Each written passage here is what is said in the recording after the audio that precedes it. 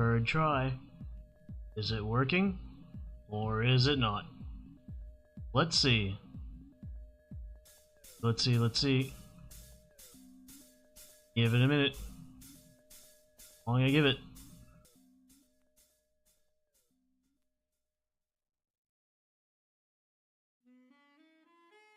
The Lobotomite returns, and it has participated in the greatest experiment of all, American democracy. What primitive lessons has it learned? Perhaps that the only party that can be trusted with total power is the party of science. Only enlightened and rational minds detached from the politics of the... Once upon a time, there was a small indie dev studio with big... of these devs was simple. They would take some ideas from popular monster collecting games and put their own spin on it. Different characters, different gameplay, a totally different story, but with some familiar, albeit mixed up... Seems to be stable. I think. I don't know if it is. Third time's the charm. So far, 1 minute. 1 minute's good. 1 minute's great. 1 minute and it's... well, DeviantArt's gone. Keeps error 404 free. Are you freeing me?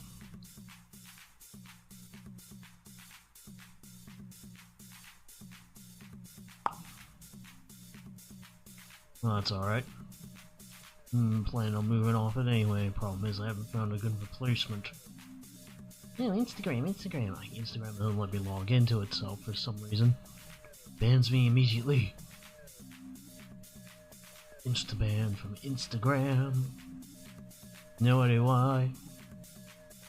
Finish the sign-in and you log in and you get banned.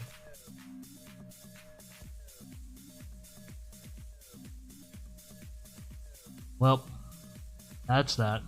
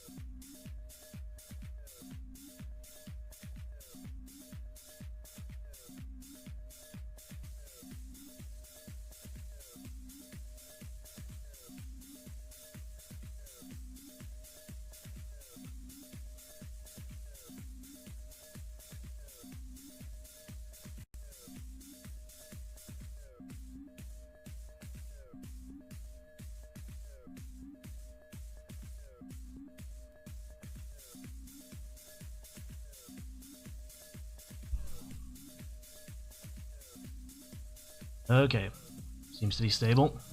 I haven't said anything because I've tried it 3 times already. And it's going good. Alright. Hello. Assuming this stream works.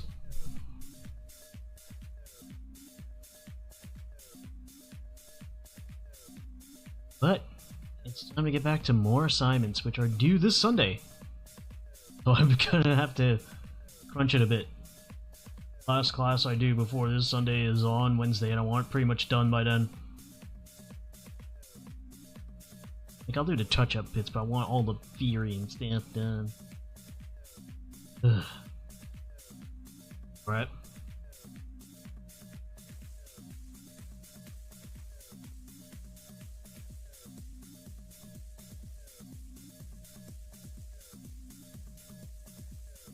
Alright.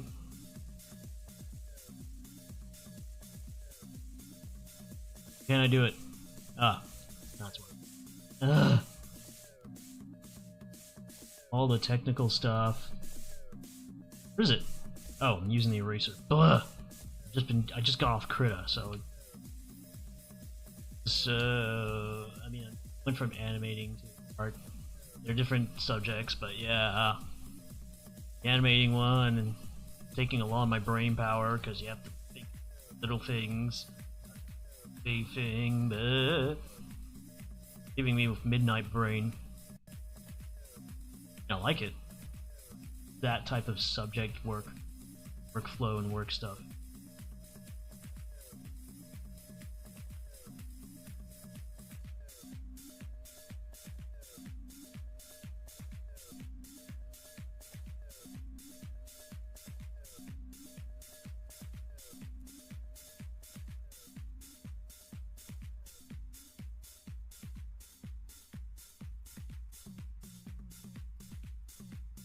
Na na na na na na na na na na na na na na. Na na na na na na na na na na.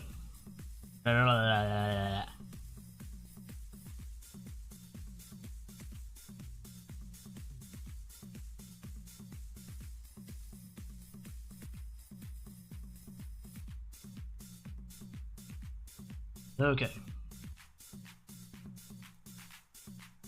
Filter, easy and blah. Alright.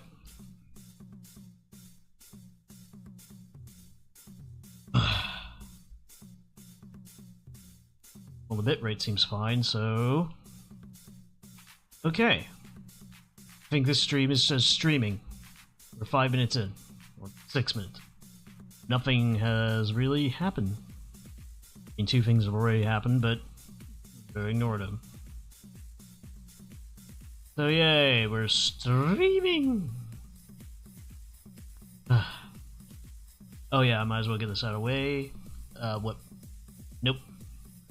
That didn't let me get it out of the way. So, and everything.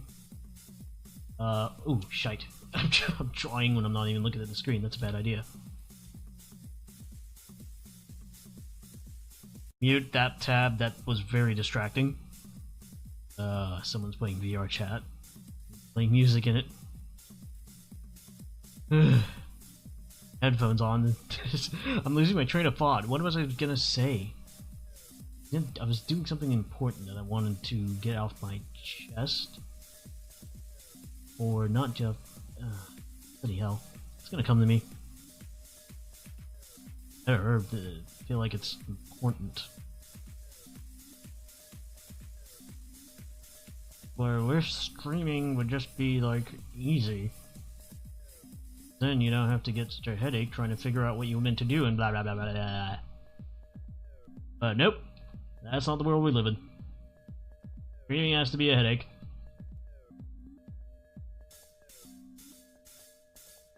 Just has to be. It's just the nature of things. 'Tis the nature of the things that we do. We are distracted majorly by little things. Not the big things, but the little things. Little things that make up life.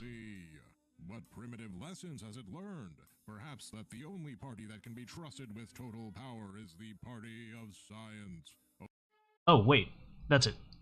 Let me just take this time to apologize to Freddy. I didn't mean to do what I did that time. I was literally just out of it, and I somehow, with all the tracing and drawing for my animation thing I did, that left me with severe midnight brain. I've been working on this for a straight week.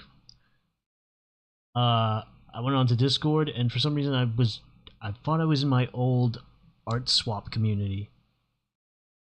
Long story short, I should have done what I did. I'm sorry. Sorry, Freddy.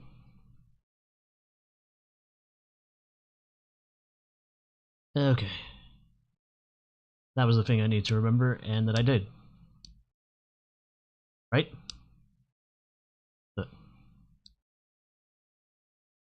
Is my mic picking that up? What is? Just, none of you know what that is. That noise is me tapping my head with my stylus. That's how much I was trying to remember this. Anyway, let's use my stylus back where it's supposed to be on this background that I need to do.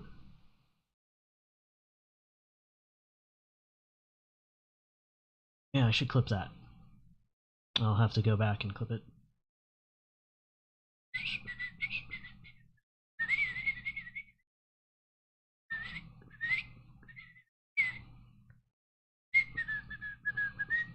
Sorry. Don't know why I'm whistling. But here we go. Once upon a time, Turn back my video on. small indie dev studio with big dreams of making a hit game. The vision of these devs was simple. They would take some ideas from popular monster collecting games and put their own spin on it. Different characters, different gameplay, a totally different story, but with some familiar, albeit mixed mechanics and some multiplayer magic. The potential success of their game attracted a powerful industry sponsor who That's not what I utilized want. a subsidiary to help them develop their franchise. That's not it either. Companies joined forces and set up a fourth Seriously. independent company to manage the intellectual property, with a bit of quid pro quo baked in. Power over the IP is increasingly funneled towards the large industry sponsor in exchange for protection. That's where it and was. Access to said sponsor's Thank you. resources for the indie dev. Yeah, I'll turn that back on later, but for now. Perhaps. Let me ask you, dear viewer, what game am I Please. talking about here? Is it Pokemon, or is it Pal World? If we haven't met before, hi, I'm Mooney and I'm a lawyer, and I've made a bunch of different videos on Pokemon and Nintendo and intellectual property law. And this video, this Nintendo vs. Pal World lawsuit video, is the culmination of everything I've previously discussed with you. This is everything we've talked about, the worst case scenario come to pass, and the different articles I've read on this topic around the internet simply do not have the combined cultural, business, and legal understanding to truly make heads or tails of it all.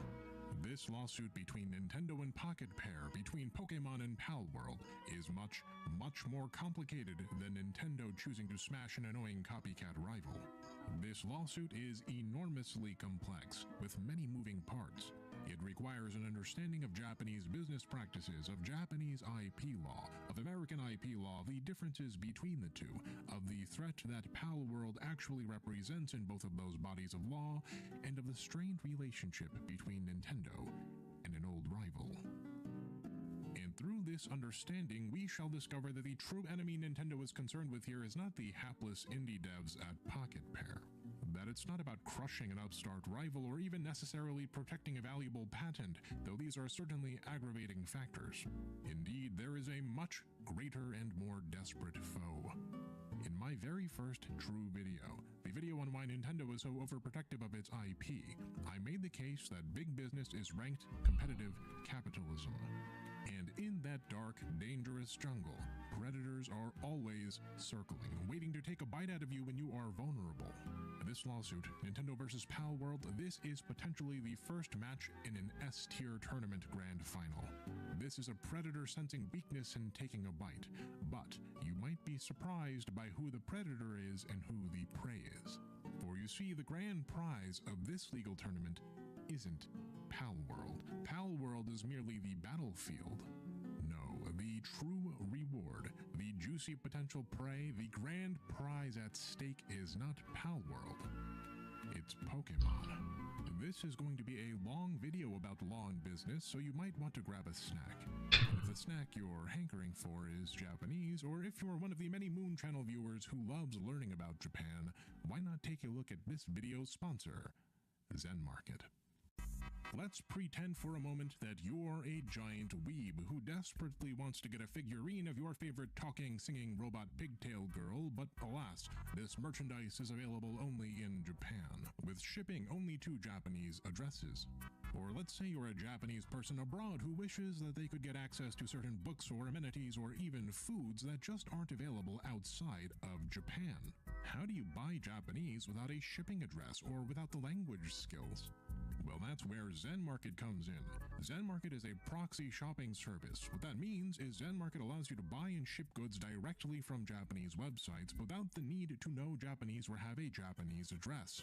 With over 10,000 Japanese stores ranging from Rakuten to Amazon Japan to Yahoo Auctions and more, if you want Japanese stuff, Zen Market is up to snuff. Your items from all over Japan will come to you in a single box without consolidation fees and with 60 days of free storage so that you can shop around while keeping your shipping costs to a minimum. Here's how it works. Browse the various marketplaces and add stuff to your cart. Zen Market confirms the prices and their availability, and then you pay Zen Market for your stuff. Zen Market then buys the stuff for you from the shops you selected. Once the items arrive at Zen Market's warehouse, you specify your shipping details, pay for shipping, and in a week or so, you will get your package fresh from Japan. And here's something, if you sign up with my link and use promo code MOONCHANNEL, you'll get 1,000 Zen points as a sign-up bonus. That's 1,000 yen off international shipping. Zen Market is trusted by over 2 million users and has functionality in 19 different languages, including Portuguese for all of my beloved Brazilians. So get shopping and get shipping, get that exclusive Poke plushie or Miku figurine and embrace your innermost weeb. Or be like me and get a Creative Boss Black for your office. With Zen Market. That's Zen Market with Not my best background, but it just doesn't need to be that good. For sponsoring Something. this video.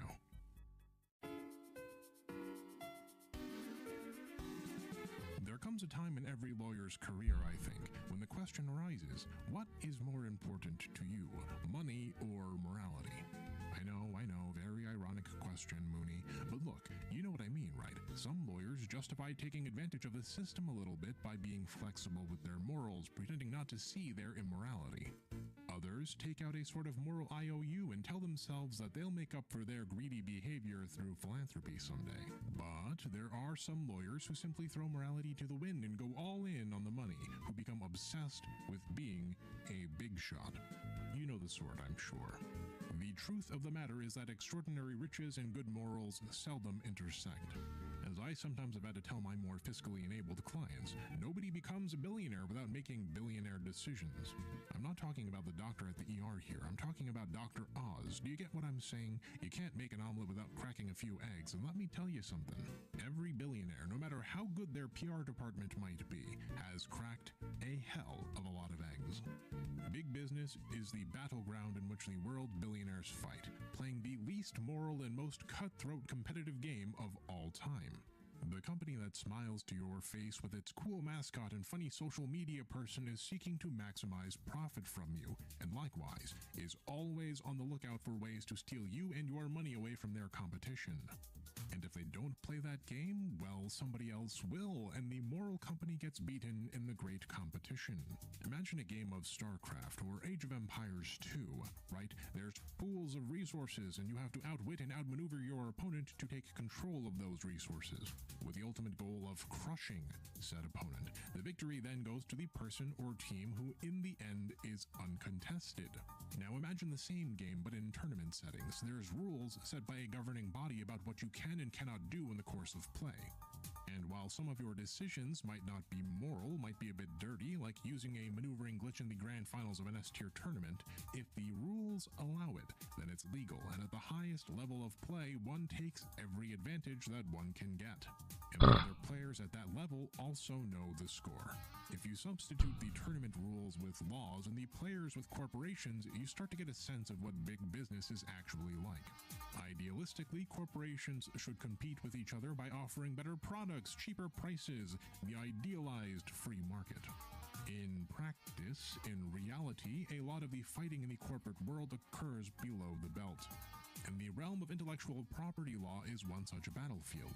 It's like failing to protect your mineral line in StarCraft and having your enemy reaver drop your probes. Not every hit you take comes from the front. There's no 10 minutes, no rush in big business ranked games, and failing to play the intellectual property game can mean losing your most valuable resources, your intellectual properties, and their rights, in the blink of an eye. To be clear, I don't mean that the intellectual property, the franchise, or the bundle of rights or what have you gets stolen here, though that is something that can happen. IP plays are Reavers, but not Dark Archons. They are Light Cav and not monks. Oh yeah, I'm streaming. They're more like Keshiks. I mean, I'm listening to a video, and I don't know how loud it is for you guys, but the point is that this is what I'm doing. I'm concentrating. Finally got the stream on, and this is helping me do it because I don't concentrate as much when I'm not streaming. This is a bad paradox. Paradox of attention, and my words don't even work. Don't make sense. Translated into IP, Really, that don't make sense. IP fights Alright, let's just get back to this. About seizing properties, they're about destabilizing an existing economy. And when we talk about destabilizing intellectual property, what we usually mean in the video games context is damaging a rival's trademarks. Now, the term intellectual property is a bit of a misnomer. It gives the wrong impression. IP is less a single tangible thing and much more of a bundle of divisible rights. And of these divisible rights, the big three are patents, copyright, and trademarks. I've discussed copyright and trademarks at length in the past. To summarize, though, a copyright is the exclusive legal right to produce and distribute something that is made, and a trademark is a design used to distinguish the goods of one entity from those of another, to indicate the source of those goods. Which is to say, copyright gives you the exclusive right to sell something you made, and the trademark is the symbol that makes the thing you made different from the things other people make. This is Kirby and the Forgotten Land. Nintendo gets to sell copies of this game because it owns the copyright. This game is distinguished from other platformers because of its trademarks, because of Kirby. But here's a question, what about the patents? The box tells you who owns the copyright and who owns the trademarks. Patents, though, are tricky. The box doesn't tell you what is or isn't patented. The game cartridge is patented, probably, but is the box design? Are there certain mechanics of Kirby that are patented that other games cannot use by merit of its patents? None of that is readily apparent, and indeed, as we will see, patent law is quite a bit trickier than copyright and trademark law, in part due to its opacity. Getting back to Palworld and Nintendo, you may have noticed that the opacity surrounding patent law has led to a lot of conjecture over the nature of Nintendo's lawsuit. Not even Pocket Pair, the defendant, knows which Nintendo patents they're allegedly infringing. There are pundits hunting through Nintendo's patents looking for the potential exact patents at play. Is Pocket Pair infringing upon Nintendo's 3D person catcher mechanic patent? Is it infringing upon a Pokemon storage patent? Wasn't there a similar lawsuit involving Nintendo just a few years ago? All of that is, in my opinion, a bit of a red herring. There are innumerous patent lawsuits in the video game space, many of which you've simply never heard about. And Nintendo has always had the power to sue any number of different devs over its patents. They simply choose not to. Palworld, in that way, is special somehow. You may have already heard about Nintendo's lawsuit against a Japanese mobile game company Callipole back in 2017 over patents involving touchscreen joystick controls and character attacks based on touch inputs. That ended up with Callipole having to fork over around $21 million and ongoing licensing fees. In this Games Radar article on the subject, analyst Serkin Toto states that Nintendo could have sued half of the gaming industry back in 2017 over its patents. Callipole was special, and that might have something to do with Dragalia Lost, but we're not going to get into it in this video. You may not have heard, though, for example, of Aniscape Limited versus Nintendo of America Incorporated, a 2006 case in which American company Aniscape sued both Microsoft and Nintendo alleging a violation of their controller patents. Microsoft settled, but Nintendo chose to fight it out.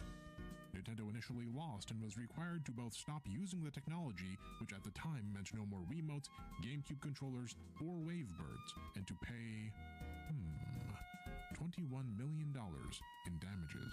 By sheer coincidence, the same number as the Callipole damages. But Nintendo appealed this case to the United States Court of Appeals for the Federal Circuit, where they succeeded in reversing the decision of the lower court on April 13, 2010.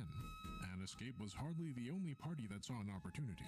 During the Wii/Wii U era, Nintendo was also sued by Philips, the toothbrush people, Triton Tech, Creative Kingdoms, Think Optics, Recognicorp, iLife Technologies, Motion Games, Game Vice, and Tomita, amongst others. All of these patent suits, except for the Recognicorp suit, were related to controller designs. The Recognicorp suit was for facial recognition related to Mii's. Almost all of these suits were won by Nintendo, and the ones which were not were either settled or dropped. Let's zoom in for a moment on one of the cases mentioned. In Nintendo v. Tomita, it was Nintendo on the back foot. Tomita had accused Nintendo of infringing upon its patents with the 3DS in a different suit, Tomita Technologies v. Nintendo, and Nintendo filed its own lawsuit against Tomita to invalidate Tomita's patents in response. Nintendo failed to invalidate the patents, but it did eventually succeed against Tomita. but only after a very lengthy process. Tomita filed suit in 2011 and was awarded $30.2 million in damages in 2013 by a federal jury. Nintendo then appealed the decision, and to make a long story short, the Federal Circuit Court held in 2017 that Nintendo did not infringe upon Tomita's patents. From beginning to end, the suit took more than 6 years to resolve. There have been tons of patent suits filed against Nintendo, but despite how many patents Nintendo holds, and thus the massive amount of leverage Nintendo has in the industry, Nintendo has not filed very many of its own patent suits. Nintendo is hesitant to wield patents as a weapon even against emulation, where one imagines that use would make the most sense. There's pretty much only Nintendo v. Colipol to point to when it comes to patent suits in recent memory. In consideration then of what we've discussed so far, I want you to look between the lines. Do you notice something here about all of these lawsuits? Is there something missing? Well, what's missing is patent suits between big players. Nintendo was willing to bring the fight to Colipol, a medium-sized player that, at the time, had the potential to make it to the big leagues. But they could have also just as easily bought the fight to Microsoft or to Sony or to any number of mobile game companies. The world of patent law is a minefield with nuclear mines. This is not like copyright or trademarks. You can't readily see where the mines are buried. And depending on the entity you're taking on, the minefield can be extremely vast and perilous, with very explosive mines. Thus, there is something of a status quo amongst large companies concerning patents, most of the time, at least. If a move does need to be made, though, it's frequently like a charge out of a trench. It's an all-in, and the consequences can be devastating. Consider Apple versus Samsung, a series of no less than 50 multinational lawsuits with billions of dollars in damages at stake that started in early 2011 and was settled out of court 7 years later in 2018. When big players fight on the patent battlefield, the business world quakes.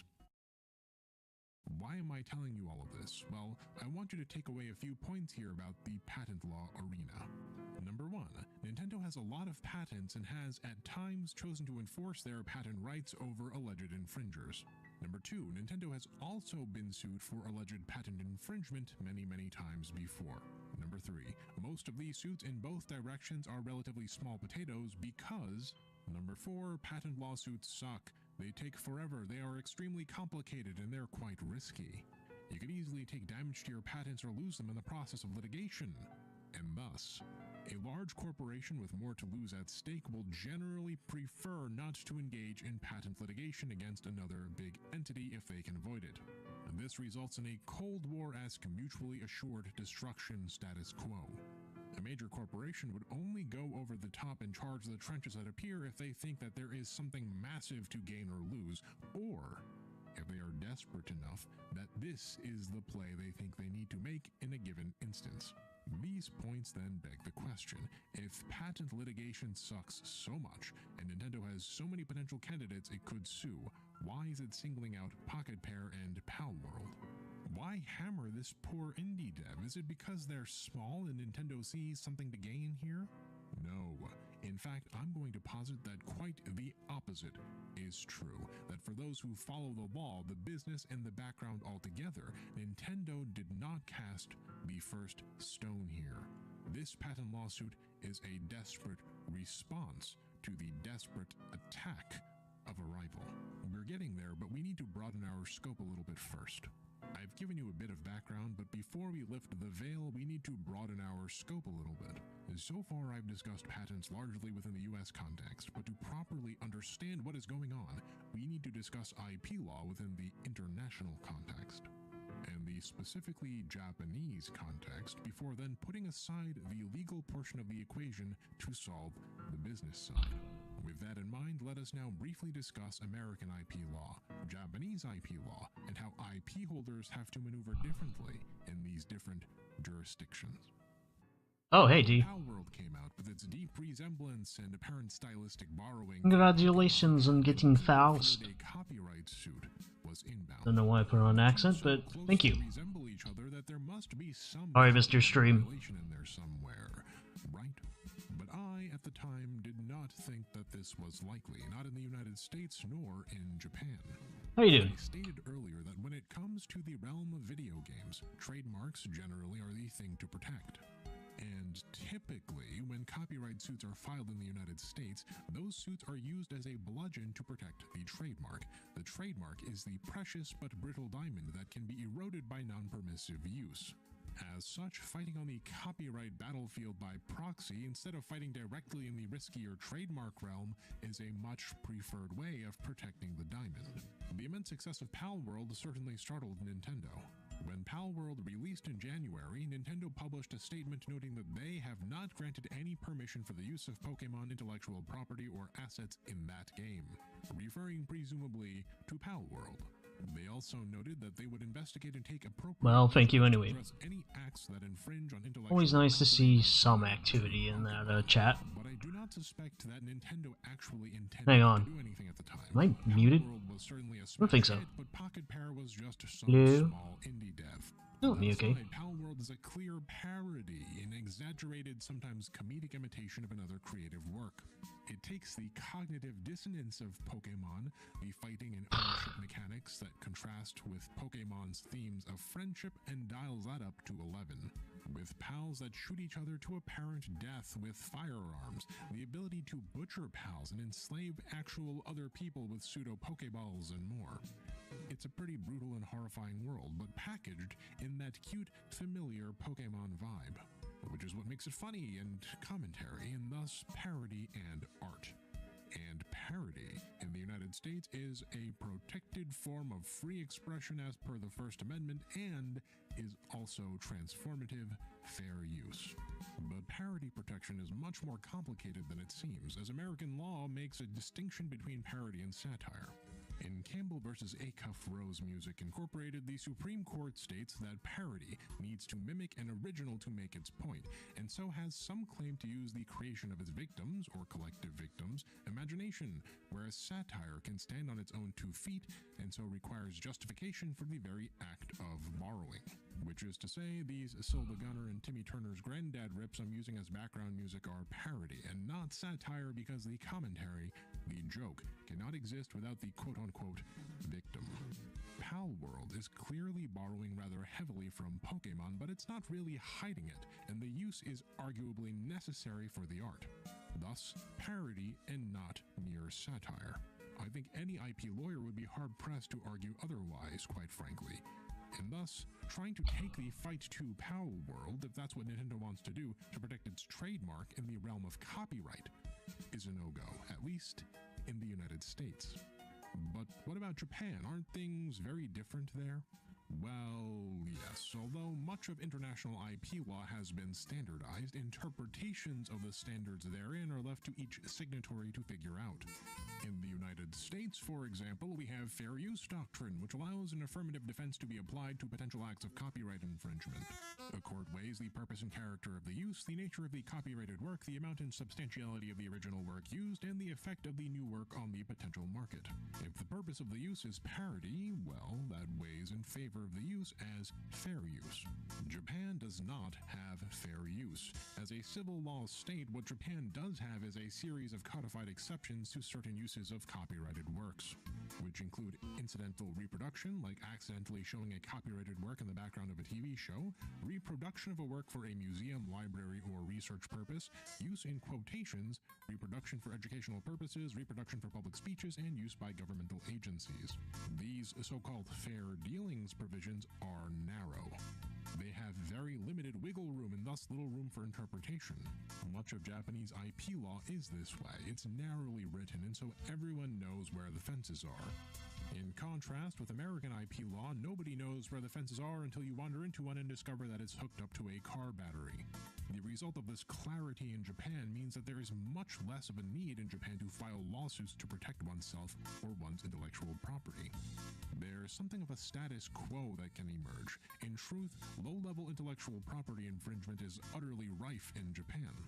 It's just the powerful IP holders have less fear that they could lose control over their IP due to the strictness of the system, and thus have limited incentive to go after these lesser infringing behaviors, whereas in the US, you're incentivized to be more aggressive as the value of your property increases. I've gone over that topic a few times in the past, but to make a very long story short, the vagueness and poor organization of the American IP law landscape, the dated nature of the DMCA, and obstinacy of Congress has made it so that IP holders have to be constantly vigilant and protective, or else risk potentially losing valuable property. This is generally not the case in Japan. Consider, for example, Japanese doujin culture. When I mentioned doujinshi in a prior video, I was surprised to see a few snickers in the comments, as apparently there is a fundamental misunderstanding of what a doujin is.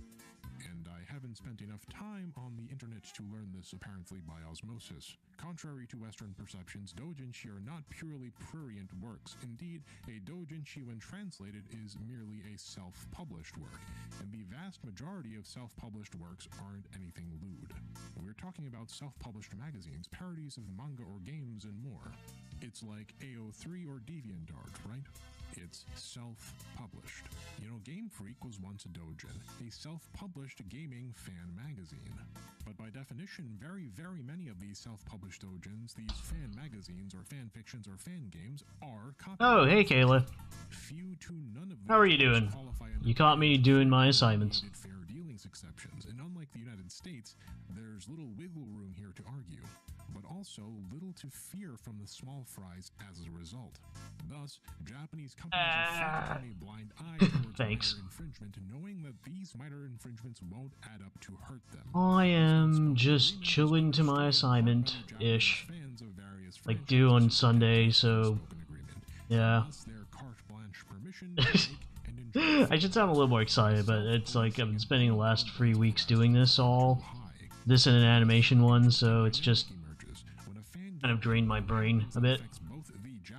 But yeah, I'm actually having fun doing it, so it's all good. Tend to rally around the IP holder, presuming that the fan game creator broke the social contract that they're. Anyway, how's you? It's been a while since I've been in one of your streams. So, how are things? Content, and the Western community will rally around the fan game, presuming that the IP holder is taking unnecessarily harsh action in violation of ostensible fair use allowances. And the audience around Palworld has been no different in this case. Japanese social media users are as vocally against Palworld and Pocket Pair as Western social media users are for Palworld and Pocket Pair. But there is a place where Japanese law and American law meet. In both of these situations, for different reasons, Nintendo has no recourse against Palworld via copyright infringement. In America, Palworld is likely a protected parody. In Japan, with its stricter rules for what copyright infringement entails, Palworld hasn't likely arisen to the level of infringement. As such, if Nintendo felt it necessary to act against Palworld to protect its... Oh, just so it's clear, what I'm doing is making backgrounds, like, for, Again, if the trademark is very valuable, you want to protect it however you can, and you want to storyboarding, for the storyboarding, part of my assignment. Covers to this, but yeah, they all have to be of similar quality to finish one that looks complete. Color and all that. Have an especially valuable trademark and less valuable patents, then you'd use every possible tool at your disposal to protect the trademark, even if it means putting those patents on the line. In the case of Palworld, the traditional bludgeon of copyright isn't available in both American and Japanese jurisprudence. I don't know if I've said that, but okay. Anyway, thanks for coming by. I very much appreciate it. The chat's usually dead. This, I think, is something that most internet analysts simply don't understand. There are two scenarios, one of which we've already lightly touched upon, which is the prevailing theory I've seen around the internet. The first scenario is that Nintendo saw Pocket Pair in the same way that it saw Callable, a rising power, a growing shrub in need of trimming before it got too powerful. Why let this potential rival grow beyond its boundaries to challenge you later when you have a perfectly good opportunity to strangle it now? But that generally isn't how Nintendo operates. I I posit that there is a second and more likely scenario that everyone is overlooking. That this lawsuit is not Nintendo trying to shut down a small indie competitor with potential, but that it is a defensive action against the desperate offensive move of an old rival, which has set its eyes directly on Nintendo's trademark dominance. That this isn't about Pokemon versus Palworld, and is instead Nintendo versus Sony.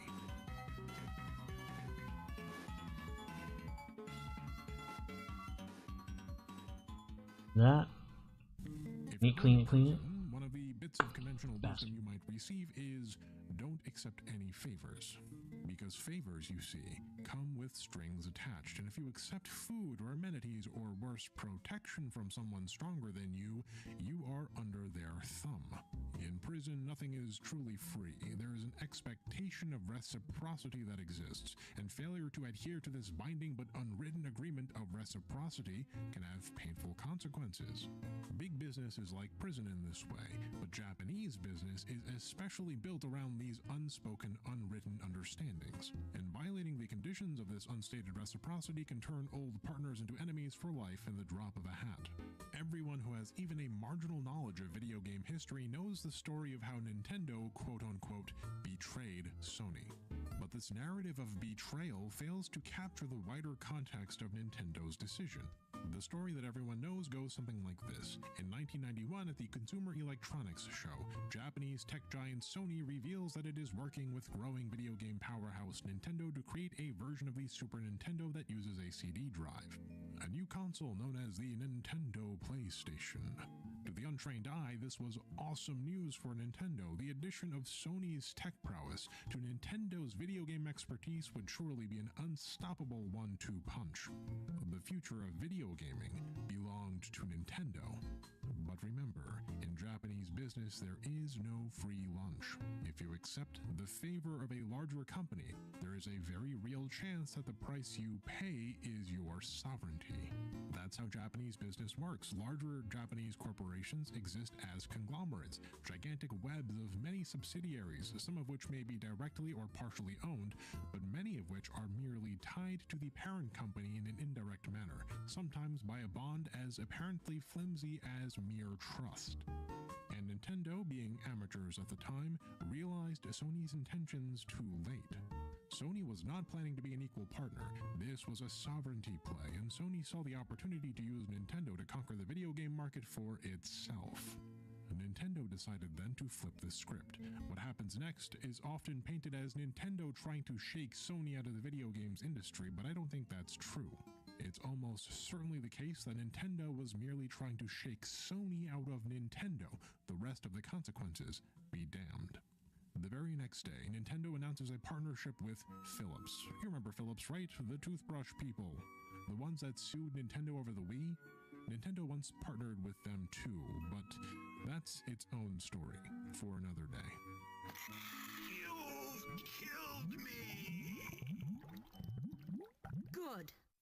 Sony wasn't happy about that decision, naturally. With Nintendo narrowly escaping its clutches and having violated what Sony felt was a locked-in reciprocity agreement, Sony proceeded with its plans to enter the video game market on its own, resulting in the PlayStation. And for a time, Sony was quite successful. The PlayStation was a smash hit, and the PS2, well, it remains the best-selling video game console of all time. If you're curious about the top 10, number 2 is the DS, number 3 is the Switch. The Game Boy in color are number 4, the PS4 is number 5, the original PlayStation is number 6, the Wii is number 7, and the PS3 is number 8. Number 9 is the Xbox 360, and the GBA is number 10. Which begs the question then, where's the PS5? Well, the PS5 is down at number 14. To be fair, the PS5 still has a few years of life left in it, but unless Sony can come up with a meaningful reason to own the PS5, there isn't much incentive to buy one. Now is there? And that brings us to a critical part of this analysis. When Sony entered into the video games business without Nintendo, it quickly dominated the industry. But Nintendo's slow and steady growth strategy has outpaced Sony's almost American preference for short-term gains. Perhaps not in share share price, but certainly in industry dominance. Sure, Nintendo still struggles on the technology side with weaker hardware and backwards online functionality, but the Big N makes up for that with innovation, and more importantly perhaps, with valuable and cultivated franchises. Valuable trademarks.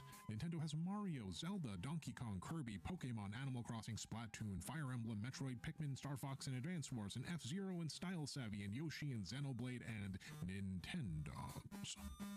And what does Sony have?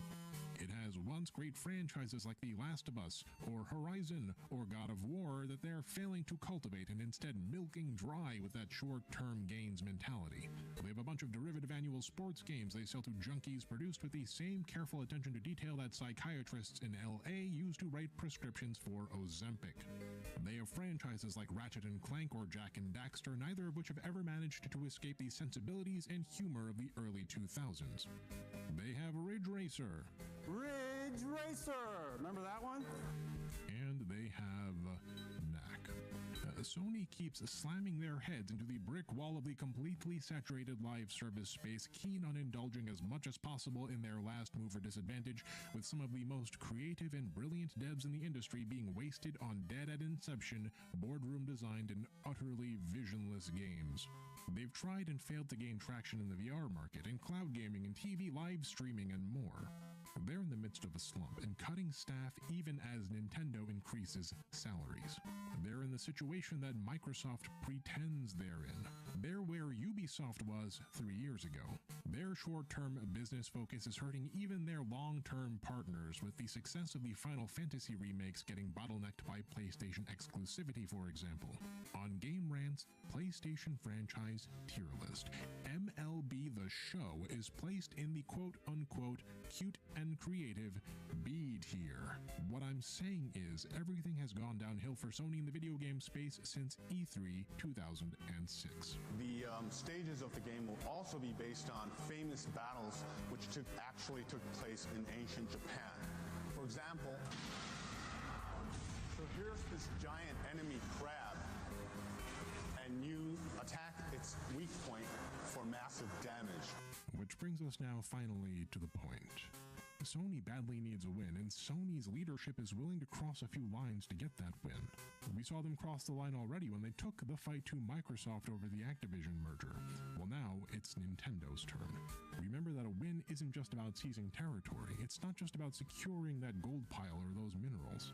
It's also about denying your enemy access to resources, just as much as it is about securing your own. Along then comes Palworld, developed by Pocket Pair, about as hapless a studio of indie devs as there ever could be.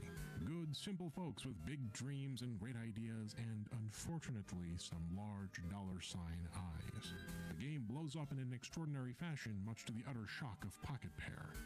And in this moment, Sony sees an opportunity to score a major victory against an old rival who was supposed to belong to them. The story of Pokemon and Palworld are eerily similar. And no, I don't mean the actual in-game story, I mean more specifically the story of Game Freak and Pocket Pair. I alluded to this in the intro of the video, but understanding Nintendo's concerns here requires one to observe the emergence of Palworld through their lenses. Game Freak, the company behind Pokemon, was founded by one Satoshi Tajiri. It was as indie a company as it gets. Tajiri was just a single guy working on a doujin video game fan magazine. When the magazine, Game Freak, got popular, he was able to hire some staff, and when video games started getting boring, Tajiri sought to make his own game. To that end, he approached Nintendo for help, and Nintendo, seeing the potential, took Game Freak under its wing. But remember, there's no free lunch in Japanese business. Nintendo's bargain was this: we keep you financially afloat, we assist you with publishing and promoting and assets, but control over the franchise you've made, over Pokemon, well, that belongs to us too. You can learn more about those dynamics in the last video I made on who really owns Pokemon. It's a lot more complicated than you might think. But how about Palworld dev Pocket Pair? Well, Pocket Pair was also an independent Belgian company. They had troubles with financing and backers, but eventually produced their first game. the roguelike card battler Overdungeon, which opened the door to their second game, the fun but underbaked open-world survival game Craftopia. These were modest successes that built a framework, not unlike Game Freak's early releases in Mendel Palace or Pulseman. When making Palworld, Pocket Pair relied on a random 20-year-old convenience store part-timer with zero experience in game development that they found on Twitter. Because this person had uploaded some gun reloading fan animations related to the lascivious mobile gacha game Girls Frontline. Somewhat paralleling the onboarding of Game Freak artist and director Ken Sugimori, the guy who designed most of the original 151 Pokemon. He joined up with Game Freak to work on art after discovering the Game Freak magazine at a doujin shop. Pokemon, as you know, is not owned by Game Freak, at least not exclusively. Nintendo created a company called Creatures Inc. to help Game Freak with assets and marketing and merchandising. And Creatures, Game Freak, and Nintendo joined together to create the Pokemon Company, of which they all own a 1/3 share, but which in reality is largely controlled by Nintendo's interests. How is this similar to Palworld? Well, on July 10th, 2024, Sony Music Entertainment, its group subsidiary Aniplex, and Pocket Pair established their own joint venture, Palworld Entertainment Incorporated. Why Sony Music Entertainment and not Sony Interactive Entertainment with the rest of the video game stuff? Well, for one, Sony Interactive is not a favored child right now of the higher-ups at Sony, and it doesn't have a good track record with valuable franchises. But also, Sony Music Entertainment is no stranger to the video games industry itself. Sony Music once had its own independent game publishing label called Unties, which functioned a lot like Ape Incorporated over at Nintendo, supporting promising indie projects. And who is Aniplex? Well, Aniplex is almost exactly like early Creatures, but much larger in scope and scale. Aniplex publishes video games and manages copyright, merchandising, and licensing. Oh, and it also produces a lot of anime, including but not limited to Full Metal Alchemist, Madoka Magica, Fate, Sword Art Online, and Demon Slayer. Oh, also it co-owns Crunchyroll. The other co-owner is Sony Pictures. And Sony Music, Sony Interactive, Aniplex, and Sony Pictures are all Sony. That's Japanese business for you. What this means, though, is that Pocket Pair has signed a Devil's Pact. Pocket Pair's decision to seek the support of Sony ties them to Sony, and if Palworld grows, Sony's control over both the franchise and Pocket Pair will inevitably solidify. So in a quite literal sense, Palworld is to Sony as Nintendo is to Pokemon, and that is potentially extremely dangerous to Nintendo. Pocket Pair by itself is not worth throwing the patent lawsuit at, especially not in Japan if it's just some indie dev, even if Palworld is a massive hit. But Sony making a move on you is an entirely different animal. Sony is capable of doing massive damage and following through with it. Pocket Pair has handed Sony an extremely popular Pokemon-like that uses Pokemon's in-game mechanics, that parodies and highlights the cognitive dissonance in Pokemon games that Nintendo would prefer you not think about. With exclusive merchandise already released and far bigger things on the horizon. More games, perhaps. Expansions, mobile games, sure. But also maybe an anime, a manga, a TCG, and more. The Chillet plush you buy is the Pikachu plush you don't buy. In normal business conditions, Sony might steer clear of such an aggressive action against Nintendo's interests. This is a clearly aggressive move at the crown jewel of another player. But Sony is desperate. Sony is a cornered beast, and this is a golden opportunity to take a nasty bite out of the most valuable media franchise in the history of the world. Palworld recently came out on PS5 in every country but Japan, much to the surprise of many a casual observer. But it's no surprise if you can read between the lines and see what's going on here. Returning then to our talk on IP law, Nintendo can't respond to this threat to its brand, to its trademarks, with the normal copyright sledgehammer. By complete accident, Pocket Pair has stumbled into a happy little niche in the law both in Japan and the United States, as we already discussed. The only safe avenue is a patent suit, and Nintendo has an incredible number of patents at its disposal. Thus, it uses patents here to launch its counter-salvo with the intention, of course, of avoiding any trademark action which could put its valuable core directly in harm's way. patent actions, as we stated, suck. They take forever, they are expensive, and there can be a lot at stake sometimes. But no matter how much this patent lawsuit hurts, it cannot hurt more than direct damage to the unspeakably valuable Pokemon brand. This is why I've stated that it almost doesn't matter what patents Pocket Pair is infringing upon. We'll discuss what the patents could be in the following aggravating factors section, but the patents themselves are less important than the motives, in my opinion. Because once you understand what's actually going on in the background, Nintendo's behaviors suddenly seem a lot less hostile and predatory. It is Sony on the prowl, and Nintendo responding to this action with an overwhelming show of force, hoping that a victory here can cause Sony to think twice, or at the very least, riposte Sony's initial thrust. We've covered my main theory now on the Pokemon v Palworld lawsuit, but there are admittedly some aggravating factors, and I think it's important to consider that there are matters outside of Sony and trademarks that we should also discuss. I do not believe that these are primary considerations for the suit, merely secondary considerations.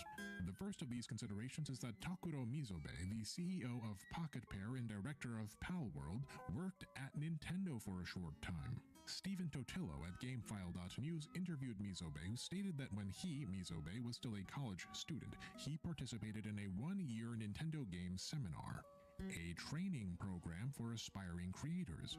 Mizobe showed off the game he made to Totillo. It's called Tentaisho, and it was released as a free downloadable game available via DS Download Play. The game released on April 27, 2011.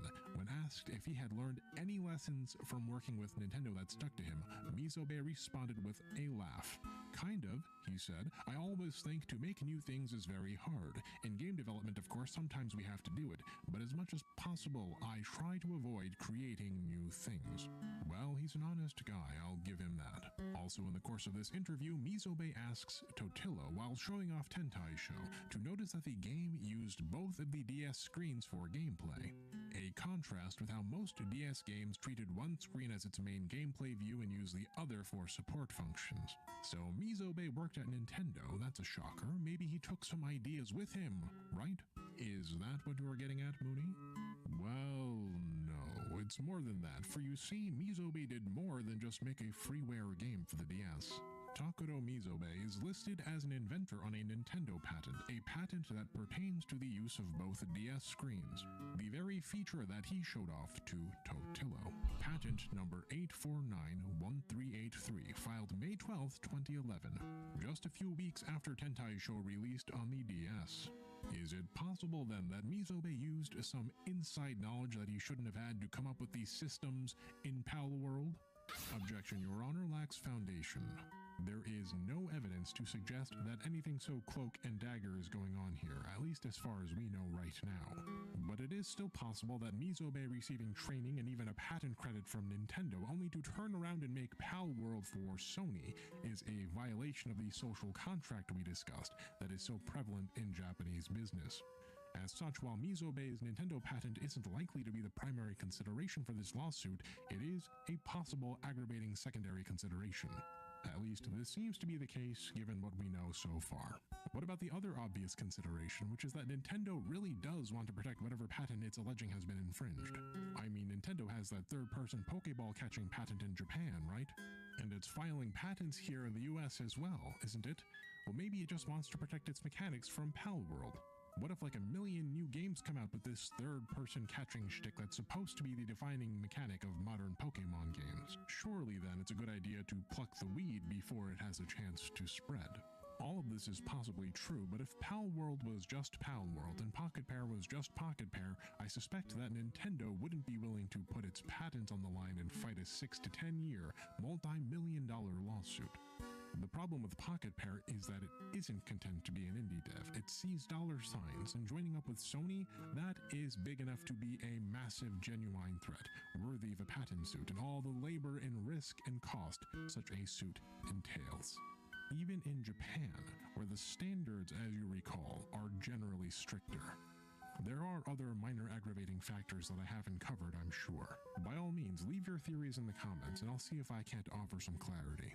But I do think that at present, all roads point to a counter volley against Sony, and that Nintendo's patent suit against Palworld makes the most sense in that context.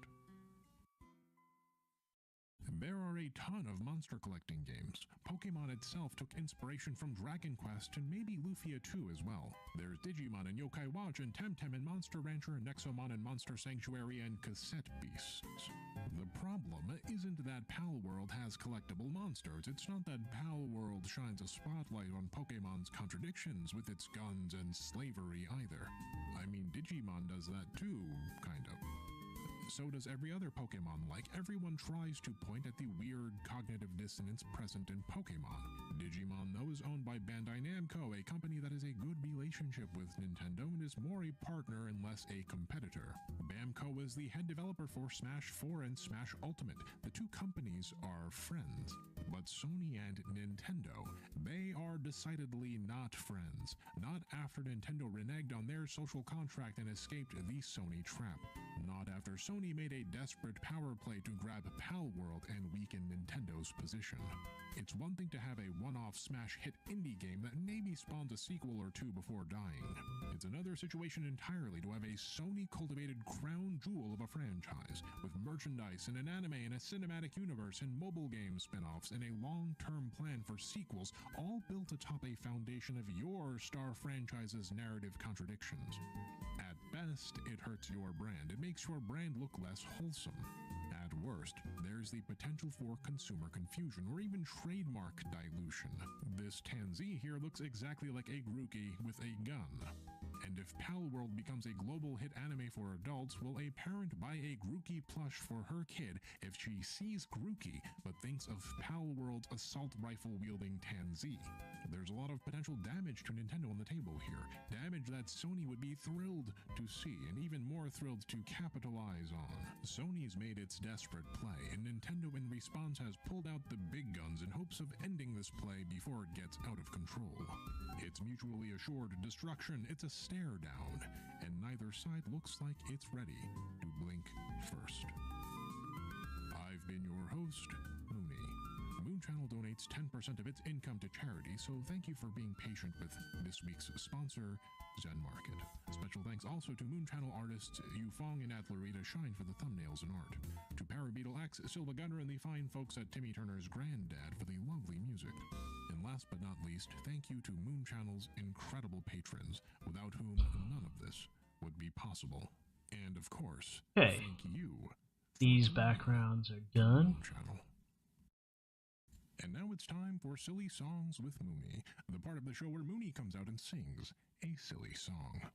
With apologies to Richard M. Sherman and Robert B. Sherman, I actually unironically love the original song very much.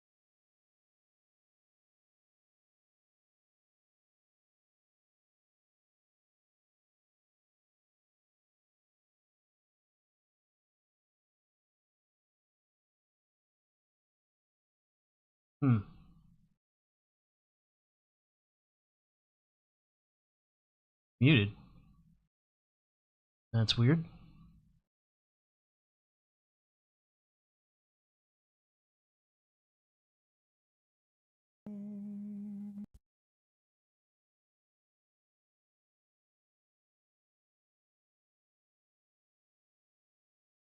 Oh.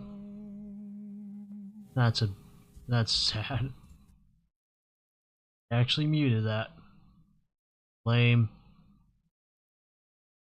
What was the first R-rated movie you got to see when you were growing up? Seriously, I want to know. Mine was Speed, and it was a thrilling experience. Even the super long opening credits where it's just an elevator shaft and the music plays all the different themes for the music to come, that stuff pumped me up.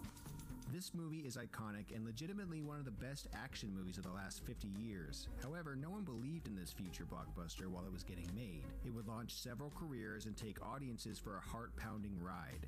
But why was it such an uphill battle to get the studio's full confidence? Well, sit back, relax, take a pop quiz, hotshot, and let's look at Speed, the blockbuster nobody believed in.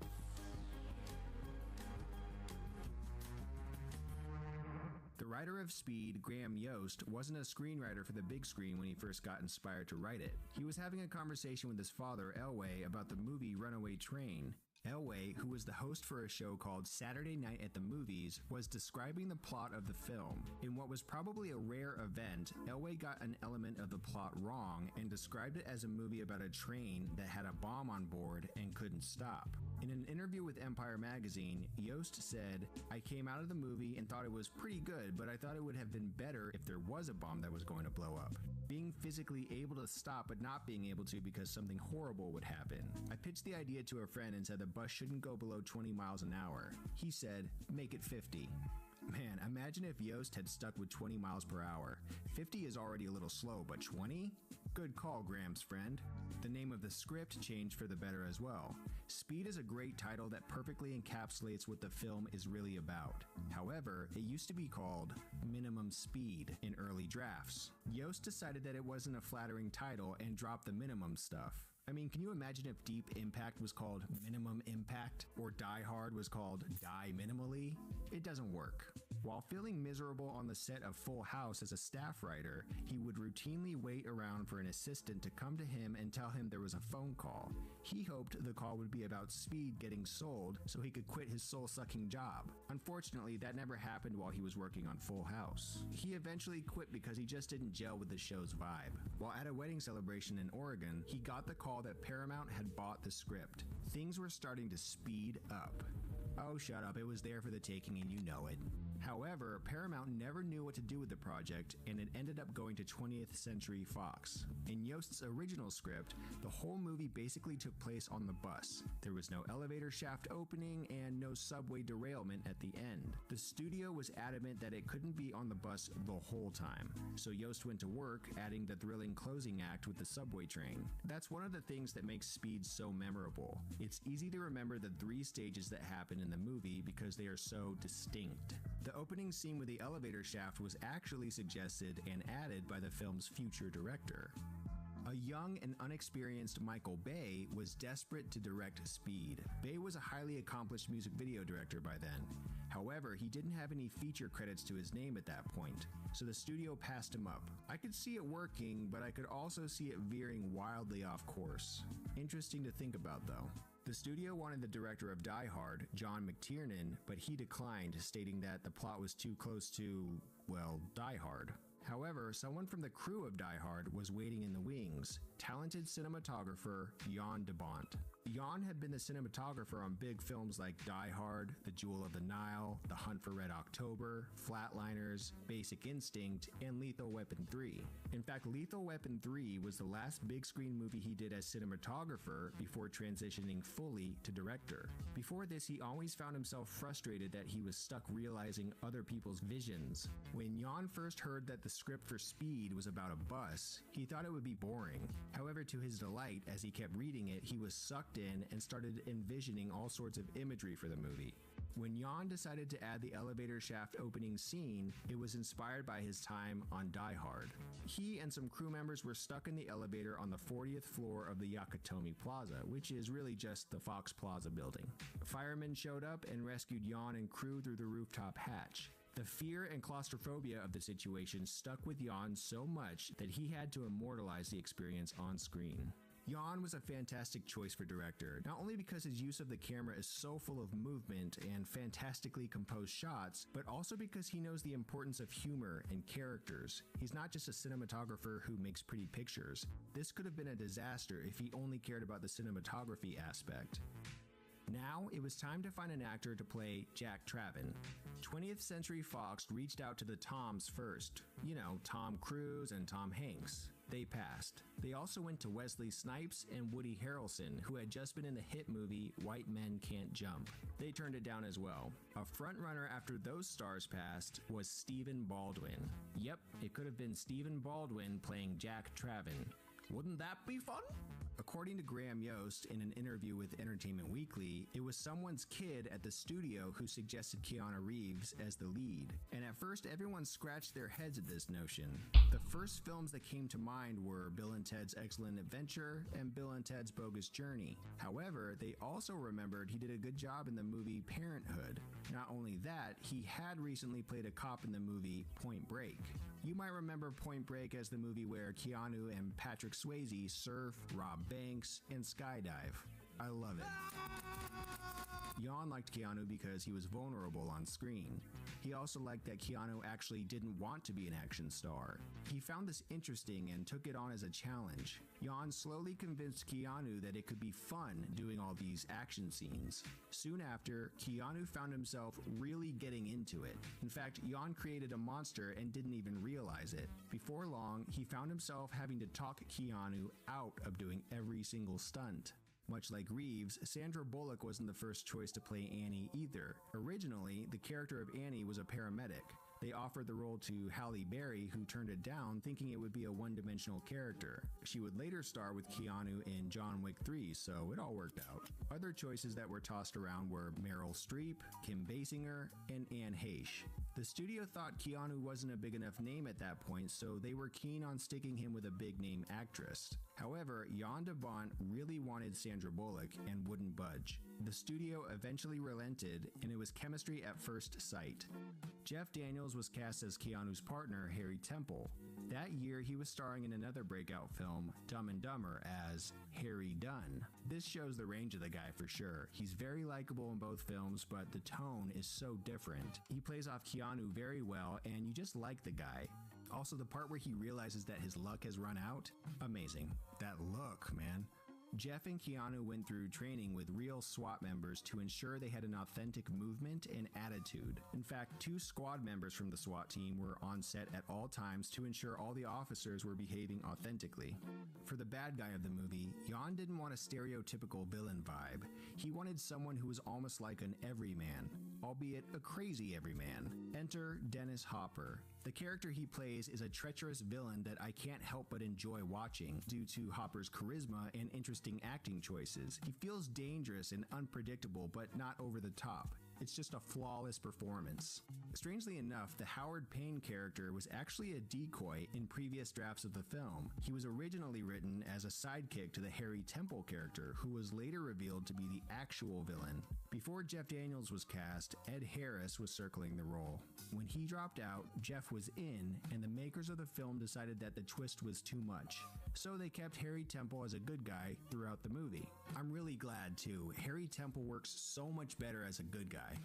One last character had to be cast. The bus. The production landed on an older model Santa Monica bus. It had a lot of character. It also, like Graham Yo's favorite show Full House, had twins doubling as each other. In fact, it had 12 versions made up for the production's various needs. The bus was very small when you take into consideration all the stunts and angles they would need to accomplish throughout the shoot. They had 2 versions for exterior shots, 2 buses used for explosions, 2 buses used for interior shots. One of those was called the Pope Mobile because it had a plexiglass section on the front where the camera crew could get head-on angles of the actors. One where the driver was on top of the bus, 1 bus for the freeway jump, 1 for driving on 2 wheels, 2 for various stunts like running into cars and things like that, and a couple of other buses thrown in there as well for miscellaneous uses. It's fun to think about how much work they put into making this movie feel real. They did it the old-fashioned way, by doing it for real. This was just the beginning, though. After casting was finished, it was time to get the bus rolling, but not before calling in the Doctor, Joss Whedon. Before creating his hit show Buffy the Vampire Slayer and directing The Avengers, Joss Whedon was a script doctor. He was called in to do some dialogue work on Speed. He's uncredited on this movie, but Graham Yost has mentioned that Whedon wrote most of the movie's dialogue. With filming underway, the cast and crew ended up pushing themselves to their limit. One of the reasons this movie still holds up today is that everyone seemed to be giving their all, even when they didn't think the movie would be a hit, which was the case with Jeff Daniels. He retracted this opinion once he saw a final cut of the film, though. Sandra Bullock went above and beyond and learned how to actually drive a bus. She passed her test on the first try.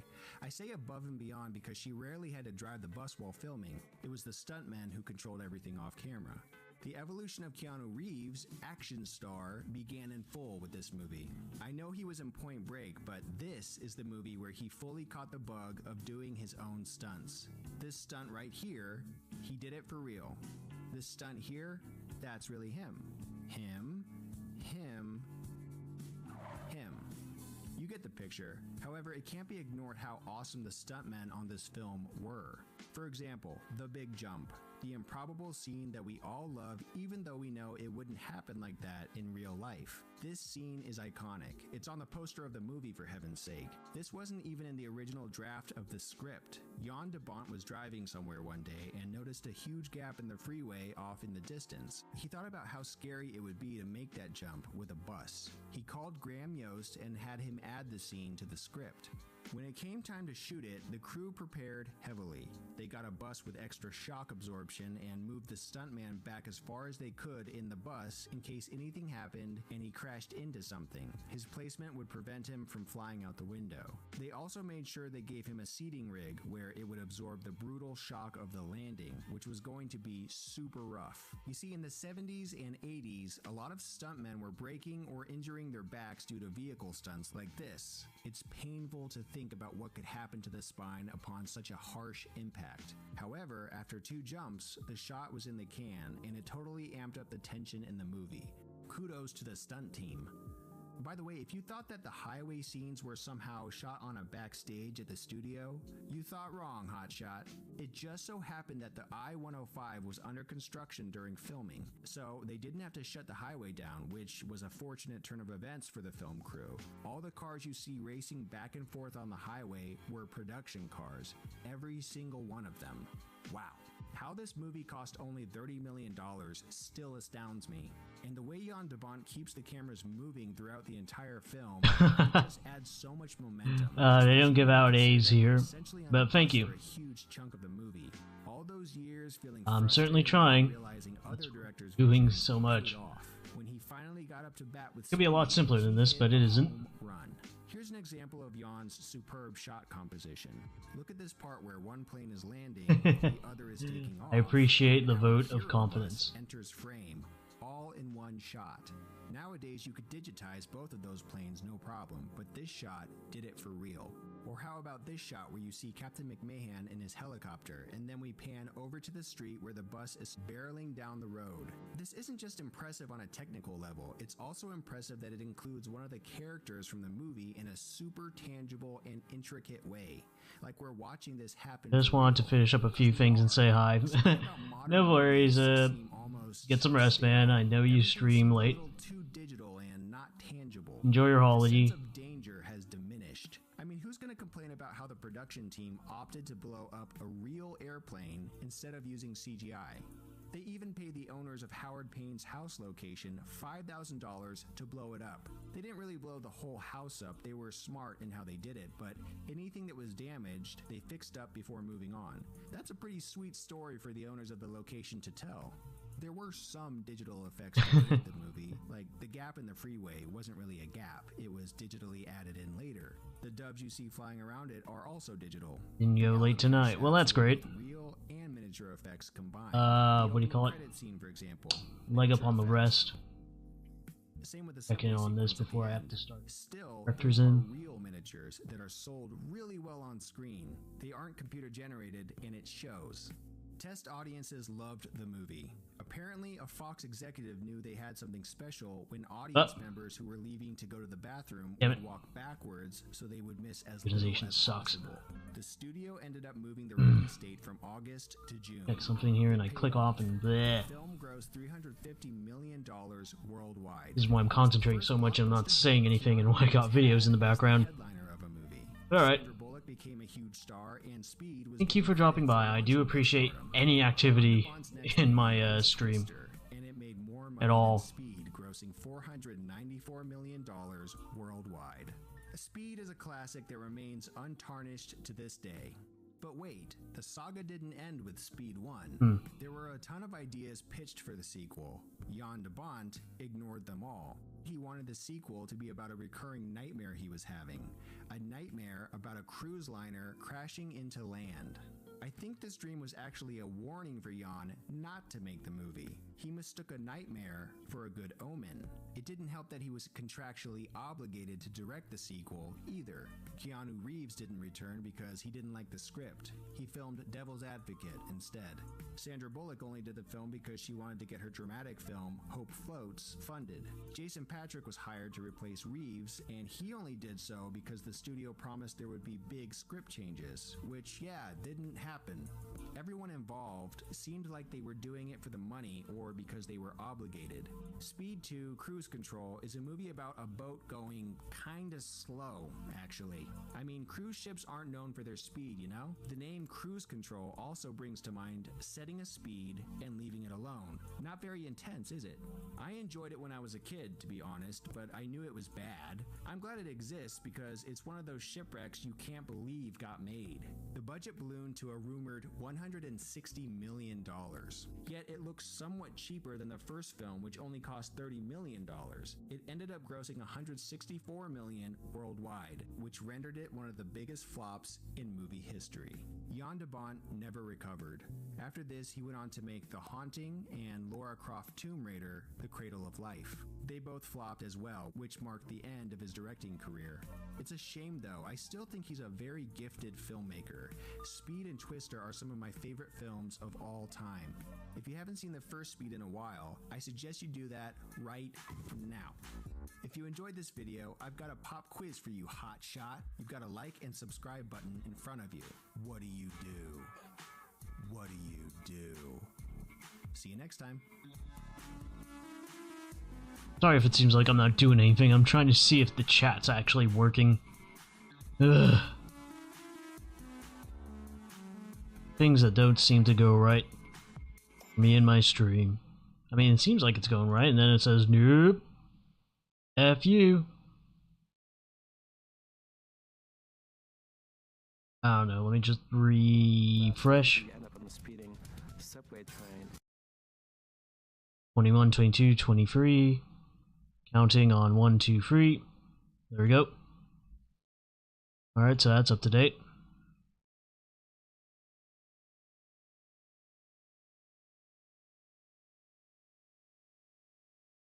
Oh no. That's not working. I would instantly recognize if it were a stuntman or not. Oh, wait, it is. So they had to do it themselves, and they did such a great job. In Keanu's case, he amazed me. I mean, he was able to do so much of his own stunt work in the movie.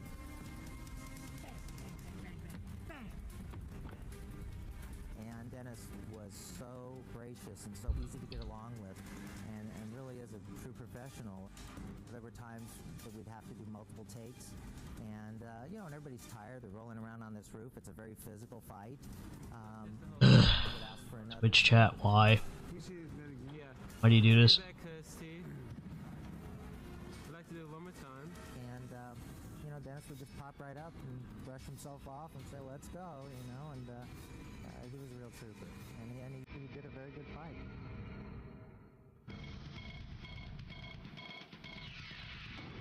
And then they finally end up coming out of the ground. They shoot out of the ground and landed on Hollywood Boulevard in front of the Chinese theater. That was one of the more difficult sequences Okay. in the movie in terms of the logistics involved and working with the traffic control and so forth. We did Right, so it is working. I believe it was 4 blocks there. We had to shut down Hollywood Boulevard. We had to start the approach of the train on the east side of Highland Avenue, which meant we had to hold traffic on Highland. We had cables strung across Highland for one of the jumps because the train was actually being towed up the street and over the ramp. We also had a lot of lockup problems because obviously, you know, we could not clear the street of all the tourists and everybody. So again, it was a complicated shot, and it happened unfortunately to rain that morning, which made it doubly dangerous. And again, you know, fortunately we were very safe there. On the rehearsal, so everybody's aware, there's 2 other vehicles. There's 4 total working. There's 2 other vehicles that are working in conjunction with Brian. When Brian is at just the nose of the train is breaking through the sign there, the Hollywood Station sign, Ronnie Rondell will be in a car Okay. westbound, okay? Ronnie will be alongside the Chapman crane when that breaks through. And he will just continue on, but that's the gap, the distance. Joffrey Brown, and Joffrey, where are you? Joffrey will be heading eastbound, and Joffrey will be right at this sign, probably somewhere right below Christmas, when the train breaks through, okay? So just everybody should understand, those two vehicles will be working. No one should be running across for any reason. I don't know why this chat works this way, but whatever. I guess so long as it's working. The actual jump and landing. There's a lot of work that went into this. The cage inside for me is incredible. There's a roll cage and 3 sets of shocks on the front and rear. They're specially pressurized heavy-duty shocks, and the tire pressure, and I'm in a harness that's suspended from the ceiling, so it absorbs all the shock. There's just a lot of dampening things to keep me from getting hurt.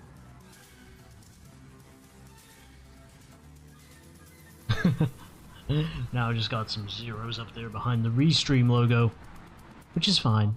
We couldn't see the driver. I didn't even know that logo was there. Supposed to be driven because at that point in the script it's unmanned. Keanu and Sandra are supposed to be in the back. So he was looking through a small little porthole, and basically it was like driving with blinders on.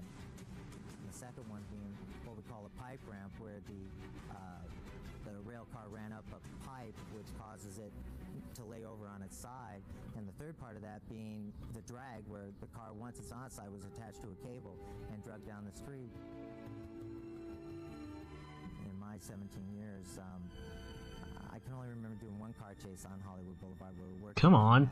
in that particular area, and I think all the spectators, all the people that No, wait. come from out of town, their Damn it. dreams were fulfilled that day. You know, being able to see the stars, to see all the action. Oh, I can move that. Saw. No, I can't. It was an incredible Never mind. sequence. Trying to move it. I'm just trying to move it. Ah, you bastard. You are a bastard, you know that. How lame.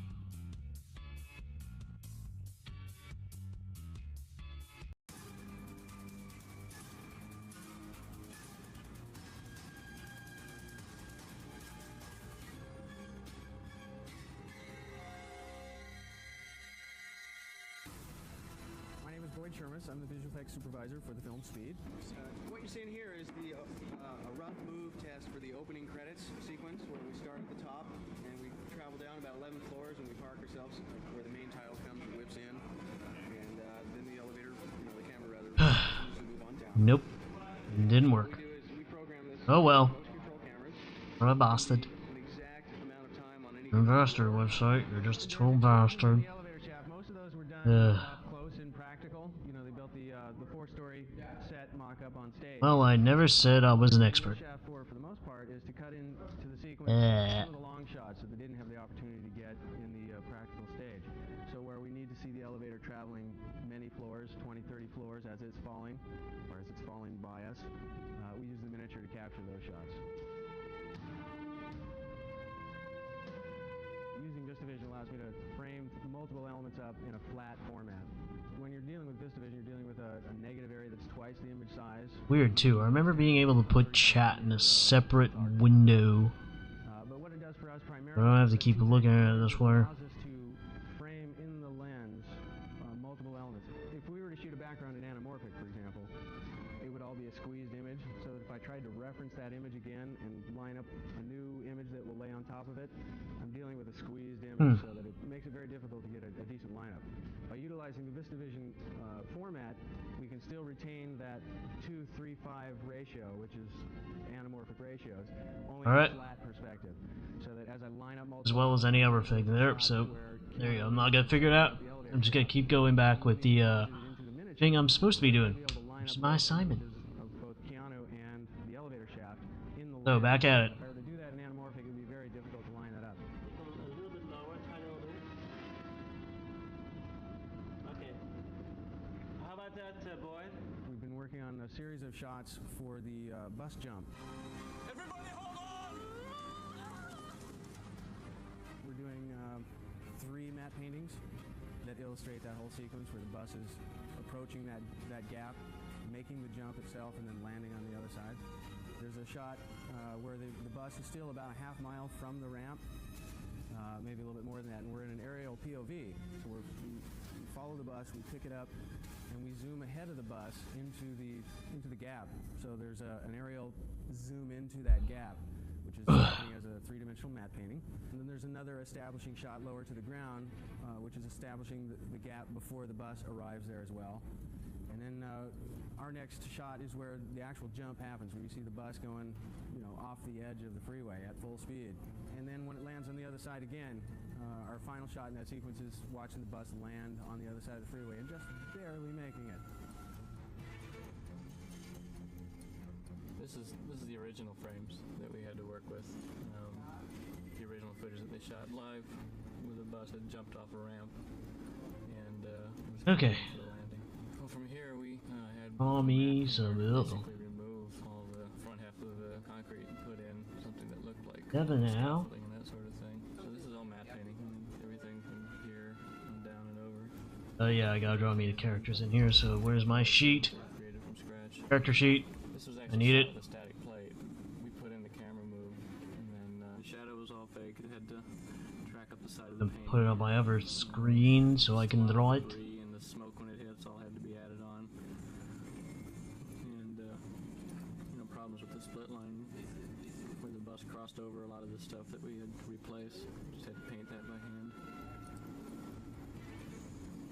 And just little stuff like the highlights on the edges of the pipes had to go away when it was in shadow. And the shadows that are cast had to go away when the whole thing was in shadow as well. These little subtle things that your eye will see, and then of course the whole camera move. The original plate was shot without any kind of move on it, so we had to put that in as well, reposition it, just to give it a little more life. But once we do all this digitally, it's done at a high resolution. Obviously, there's upstairs a bunch of basically very high resolution TV screens that are set up to project light through a piece of film. And it's just like very, very slow motion, exposing a frame of video, but very high resolution video. It's exposed onto a piece of film, and then transport advances another frame. I put it. And just does it again. Where is it? Takes like There it is. 2-3 minutes. Nope. To go from the Yep. computer onto a piece of Nope. I need to be better organized. There was a good portion of that was shot live as well, and what happens is that the train goes beyond the normal service tunnels and into a construction environment. So what we've done is to create in miniature that environment, that construction environment. This is the largest set we've ever had to do. This set is over 80 feet long. Having to address this incredible amount of set requires a lot of little pieces and parts.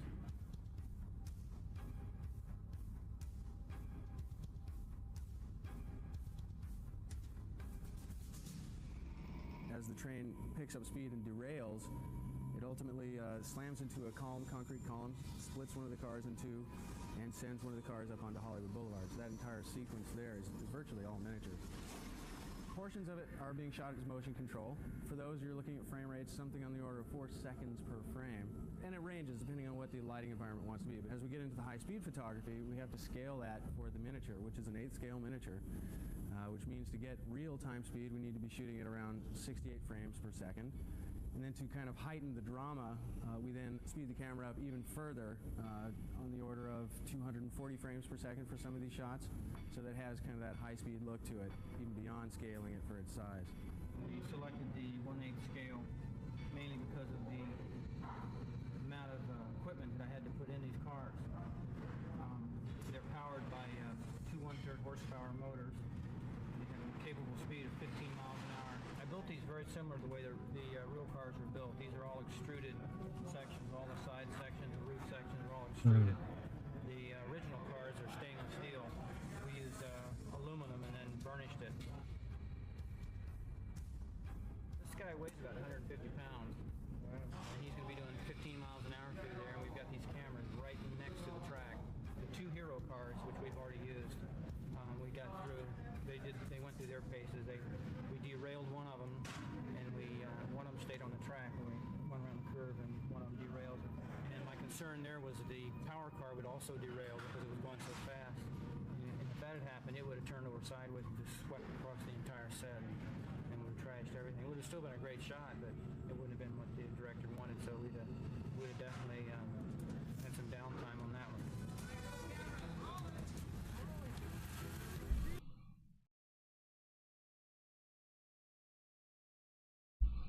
Stupid YouTube censoring the music. I doubt seriously whether you'd be able to cut one of these cars in half, sliding sideways into a concrete column. I think it would wrap around and that'd be the end of it. But we're actually going to cut it in half. And so what we have to do is design this car to come apart. And when it comes apart, all the seats, all the interior is going to fly out, and it's going to look very realistic, as you can imagine the way it would happen. In the movie business, big is always better.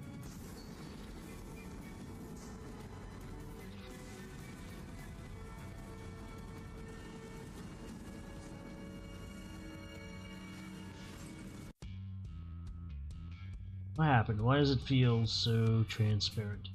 Shouldn't be it. Should not be the case. Oh, there it is. 40%. No wonder. Ugh. Fine.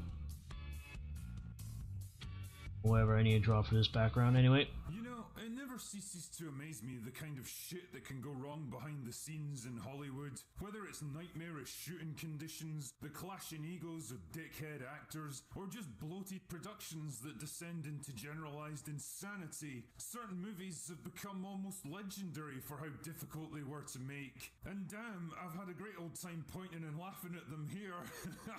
But the one thing they all had in common is that they at least managed to get made in the first place. For better or worse, the director was able to put a finished product up on the big screen for us to laugh at. It might not have been the one he wanted, but at least it was a film of some sorts. But there's one movie that's gone down in infamy as the most expensive film that never was. A bloated, chaotic, creatively unfocused, misbegotten attempt to reinvigorate a classic comic book character, brought down by a combination of poor hiring choices, constant studio interference, conflicting ideas, and ridiculous casting decisions. I'm talking, of course, about Superman Lives, or Superman Reborn, or Batman vs. Superman. Got it wrong instantly.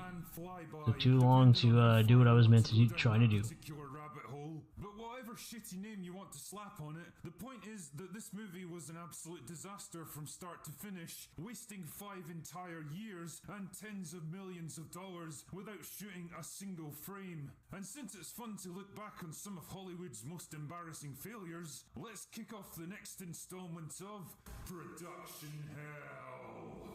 To understand how exactly this clusterfuck came to be, I need to take you back in time to 1987 with the release of Superman 4, The Quest for Peace. I mean, I could probably make another Production Hell video based entirely around that movie, but the short version is that it was a bomb, desperately sharted out by a studio that was both creatively and financially bankrupt. Pretty much everyone hated it, including Christopher Reeve, and it basically killed the prospect of further Superman films for at least a decade. In fact, the character in general was going through some pretty tough times round about then. Having been around for more than 50 years, he was seen as tired, dated and unfashionable by the early 90s, and sales of the comics were plummeting. Clearly something needed to change, and as it turned out, that change came in the form of the Death of Superman storyline, where he basically got killed in an epic battle with Doomsday and ultimately resurrected. It was a pretty smart move, and it provided the shot in the arm needed to revive the character. Needless to say, Hollywood saw an opportunity to do the same thing with the movie version, so Warner Brothers snapped up the rights in 1993 and set about writing a new script based on the Death of Superman, this time called Superman Reborn. Nice one, chaps. Unfortunately, the guy they chose to write it had no fucking experience with comic books and even less understanding of the Superman character. Amongst the creative gems in his script, you would have seen Clark Kent visiting a therapist, getting into relationship problems with Lois, and wearing a robotic suit to fight Doomsday after losing his superpowers. It was pretty shit, to be honest, and Warner Brothers knew it, so they brought in more people to try to rewrite it. But instead of cutting out the bad stuff and replacing it with something better, all they really managed to do was add in more characters and subplots, which further muddied the waters. And after plugging away at this shit for 3 years, it was pretty obvious the project was going nowhere. But cometh the hour, cometh the man, and in this case, the man in question was a talented young screenwriter named Kevin Smith. Now, these days old Kevin is best known as a shameless Disney shill, desperately hoping to score a gig with them, and endlessly dining out on the glory days of Jay and Silent Bob. But back in the mid-90s, he was a rising star, fresh off the success of Mallrats. And say what you want about the guy, but he knows his shit when it comes to comic books. Discarding the completely unworkable script for Superman Reborn, he pitched a whole new idea to John Peters, the head of Warner Brothers. It was still based on the Death of Superman comic, featuring Brainiac and Lex Luthor teaming up to destroy Superman, but it was much more focused and true to the characters. According to Smith, Peters loved his ideas and commissioned him to write a new script on 3 conditions. 1. Superman doesn't fly. 2. He doesn't wear his red and blue costume. 3. He has to fight a giant spider in the finale. What? He also demanded the inclusion of a robotic dog for merchandising reasons and an android assistant for Brainiac that he described as, and I quote, a gay R2-D2 with attitudes. By the way, if you ever need help figuring out whether something was designed in the 1990s, just look for the word attitude. It'll be in there somewhere, trust me. Needless to say, all this stuff wasn't great news for Smith. Instead of writing his own story, he was basically just there to implement John Peters' increasingly shit ideas. But if you're a comic book fan and you've got the chance to write a Superman script, well, I guess you find a way to make it work. And that's exactly what he did. His finished script was called Superman Lives, and somehow he managed to incorporate all the studio demands while telling a mostly coherent story. Peters and the rest of the guys at Warner Brothers were satisfied, and the movie went into pre-production. Now what they really needed was a director, and that's where things started to go wrong. Kevin Smith pitched the idea of Tim Burton directing because he'd done great work with Batman and directed a string of hits, so he was red hot in Hollywood at the time. It's a nice sentiment, but in retrospect, it was a bit like a turkey proposing the idea of Thanksgiving. Tim Burton took one look at his script and refused to work with it, so Smith was politely asked to leave the project, while Burton brought in his own people to rewrite the script. Pretty soon, oh, Caesar. Thank you for the lurk. Edgier tone. Superman was reimagined into a broody, angsty, socially awkward outsider, pondering existential questions about the nature of humanity and his place in the world. Needless to say, this isn't the kind of character that a guy like Christopher Reeve could play. Reeve was too old by this point, and a tragic accident had left him paralysed from the neck down, so a new actor was going to have to be brought in to play Superman. And as it turns out, the actor they wanted was Nick Cage. These days, he's basically a walking meme, churning out 10 direct-to-DVD movies a year in a never-ending quest to dig himself out of that tax hole. Those Bavarian castles aren't going to pay for themselves, Nick. But back in the late 90s, he was still a big box office draw, and he was already a big fan of the Superman character, so he had no problem signing on, especially since he was guaranteed $20 million, whether the film even got made or not. The point is, this combination of gothic art house director, questionable actor, and a general culture of trying to make everything cool and edgy created the perfect storm of pretentious late 90s shittiness. Leaked footage of Nick Cage screen testing different Superman costumes gives you some idea of what they were going to do with this. It looks cheap and plasticky and goofy as fuck, and the idea of this guy playing the world's most iconic superhero just seems, well, as laughable as it sounds. Michael Keaton managed to get away with his clunky batsuit because he was shot in virtual darkness, but with Superman, there would be nowhere to hide from it. To make matters worse, Burton's new script called for a budget of $190 million, which in today's money is around $300 million, making it easily one of the most expensive movies ever made. And actually, Warner Brothers were starting to get a bit nervous about this. Not only was the film years behind schedule, but it was also shaping up to be their biggest financial gamble of all time. And as they just recently learned from Batman and Robin, these gambles don't always pay off. Further script rewrites were ordered to trim the budget by about 50%. These rewrites, combined with constant interference and demands from Peters, pissed off Burton and forced repeated delays. They'd already spent about $30 million by this point, and apart from a few half-hearted screen tests, they'd basically accomplished fuck all. Sets were built and dismantled without warning or explanation. Art and costume departments produced wild concepts for alien monsters, antagonists, environments, and equipment without being told what they were for or how they'd fit into the story. It was a production trapped firmly in development hell, unable to move forward but with too much invested to be shut down. Eventually, it was all too much for Tim Burton, and he dropped out of the project to direct Sleepy Hollow instead. The studio briefly considered an entirely new script called Man of Steel before going back to the original Tim Burton version. The problem is that it was a very Tim Burton kind of script, and nobody else was willing to direct it. Michael Bay, Oliver Stone, Brett Ratner, and Simon West were all approached, and all of them turned it down. The departure of Nick Cage in June 2000 was the final nail in the coffin for Superman Lives, and production was shut down completely. It would be another 6 years before a new Superman movie finally got made, in the form of Superman Returns. Funnily enough, it contains none of the elements that would have been in Superman Lives, because apparently the studio were so fucking disgusted by the debacle that they refused to even talk about it again. Must have been wasted on Superman Lives. It's hard to think of a better example of studio mismanagement, miscommunication, and sheer fucking Hollywood hubris. It feels like a movie that everyone wanted to see, but nobody really understood how to make. A film spawned from a single good idea, and then blown on the winds of whatever seemed cool and edgy at the time. They used the Death of Superman comic because it was a cool and edgy story. They hired Tim Burton because he was a cool and edgy director. They hired Nicolas Cage because he was a cool and edgy actor. They even retooled Superman's personality and appearance to make him what they considered to be cool and edgy. Now that's great and everything, but the problem is that one decade's cool and edgy is another decade's dated and cheesy. And truly, there are a few things more dated and cheesy than late 90s comic book movies. Superman as a character is supposed to be timeless and classic. That's the reason he's been around longer than your fucking granddad. And trying to make him fit in with whatever fashions and fads happen to be in vogue at the time just proves that you can only bend the character so far before he breaks. Of course, the one question we'll never be able to answer is, could Superman Lives actually have been any good?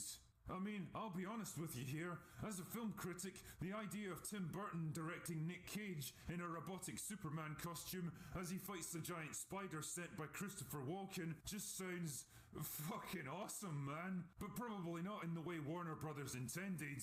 Tim Burton certainly has a niche as a director, and he did a lot to erase the campy Adam West TV show from the Batman legacy, but honestly, I really can't imagine him directing an epic Superman film. Likewise, Nick Cage was a great performer in his day, and as much as I respect their willingness to cast unconventional actors in well-known roles, the sad fact is, not everyone can play every character. That's why you don't see Melissa McCarthy as Wonder Woman. Could Nick Cage play a fucking alien struggling to fit into human society? Absolutely. He's been doing it his whole life. But could he convincingly play Superman? Are you serious? Also, this film would have come along at a pretty rough spell for comic book movies, when the Batman franchise was busy being Joel Schumachered into campy, cartoonish oblivion. In fact, I actually heard rumours that they were planning to tie Superman Lives into some kind of fucked up shared DC universe, a full decade before the MCU was even a thing. And if that's the case, damn, the mind boggles at what gems might have come out of it. Could you really imagine the Joel Schumacher Batman teaming up with Nick Cage to fight cosmic supervillains? Not a great plan. Ultimately then, regardless of what it might have become, Superman Lives should probably be remembered as a cautionary tale for movie producers today. It's exactly the kind of mess that happens when there's too much money, too much interference, too many competing ideas, and no strong creative vision to tie it all together and drive it forward to completion. And the end result is $30 million spent on, well, nothing at all. Damn, I could think of better ways to spend that kind of money. Anyway, that's all I've got for today. Go away now. Life's Abyss, and then you dive. That was the slogan for the cast and crew of The Abyss, James Cameron's 1989 sci-fi epic about the crew of a deep-sea drilling rig that have to stop Kyle Reese and his mighty Tash from nuking a bunch of watery aliens. And who can blame them, really? The Abyss has gone down in history as one of the most famously difficult and dangerous productions of all time, a perfect storm of overbearing perfectionist director, technical disasters, punishing work schedules, budget and time overruns, near-fatal accidents, and multiple nervous breakdowns. In short, it's a perfect candidate for another installment of Production Hell. So because it's fun to peel back the curtain and expose just how badly movie making can go wrong, let's get right into this, shall we? The idea for The Abyss first came to James Cameron when he was a teenager and he heard a lecture about a deep-sea diver who used experimental breathing fluid to go much deeper than anyone had before. Keep your porn movie jokes to yourself on this one. He kicked around various ideas over the years until he happened to see a documentary about deep-sea submersibles while he was in the middle of filming Aliens. This reignited his passion for the old idea, and he quickly got to work on the script for what would become The Abyss. His basic concept revolved around a crew of blue-collar workers on a submerged oil rig at the bottom of the ocean who get drafted in to help salvage a crashed nuclear submarine. But when they get cut off from the surface by an unexpected storm, it soon becomes clear that the Special Forces team sent in to help them have their own agenda, and that the sub may have been chasing something from another world. With the script ready by the end of 1987, it was time to find a place to shoot the movie's underwater sequences. Cameron's initial plan was to film in the open ocean off the Bahamas, until he realised that this was a fucking terrible idea. Steven Spielberg's experiences with Jaws a decade earlier persuaded him that he needed a more controllable environment to do his movie in. That's when he discovered an abandoned nuclear power plant in South Carolina. It turned out that the reactor containment vessel was big enough to hold 7.5 million gallons of water, which was more than enough for him. By painting the sides black and covering the surface with a giant tarpaulin, they were able to make it look like the bottom of the deep ocean. Naturally, safety was a bit of a concern for this one, so the cast and crew had to go through extensive diving training to prepare for the shoots. Ed Harris really took this shit seriously, and he was close to professional level by the time they were done. The actors playing the SEAL team even went through separate military grade training to prepare them. Everything was looking good, and cast and crew were in high spirits when principal photography began in August 1988. These high spirits lasted for about a day. Just as they were filming their first scenes, the main tank burst apart, losing 150,000 gallons of water a minute. Specialised dam experts had to be brought in to repair it, delaying the shoot by more than a week. Not a great start, and things didn't get much better from there. See, it turns out that having an enormous tank full of stagnant, unfiltered water just sitting there for weeks on end is the perfect breeding ground for algae. Pretty soon, the fucking stuff was everywhere, clouding the water to the point that the cameras couldn't see more than a few feet in front of them. The solution? Chlorine, and lots of it. Chlorine, eh? Too much, as it turned out. The water became so saturated with chemicals that it would burn exposed skin and turn hair white.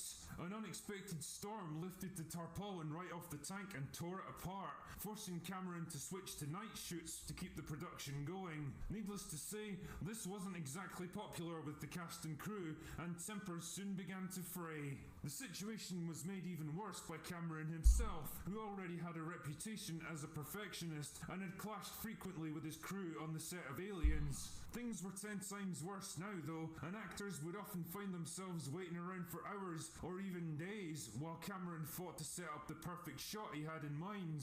As Michael Bain later admitted, I was in South Carolina for 5 months, but I think I was only shooting for about 3 weeks. Working days could last up to 16 hours. Frustrated and impatient with all the delays, Cameron instructed his actors to urinate in their diving suits rather than waste time resurfacing. Fuck knows what you would do if you needed a dump.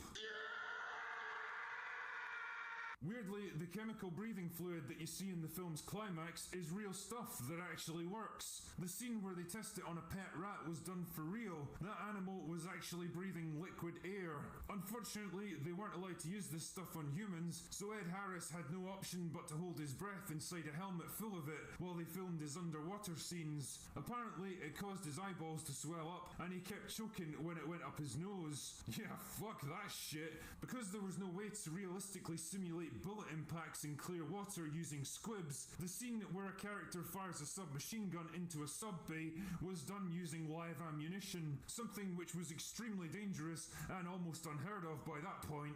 Giant gas burners that were brought in to help keep the tank warm did absolutely fuck all in reality, and being constantly immersed in near freezing water led to frequent bouts of hypothermia, plus ear and sinus infections amongst the cast and crew.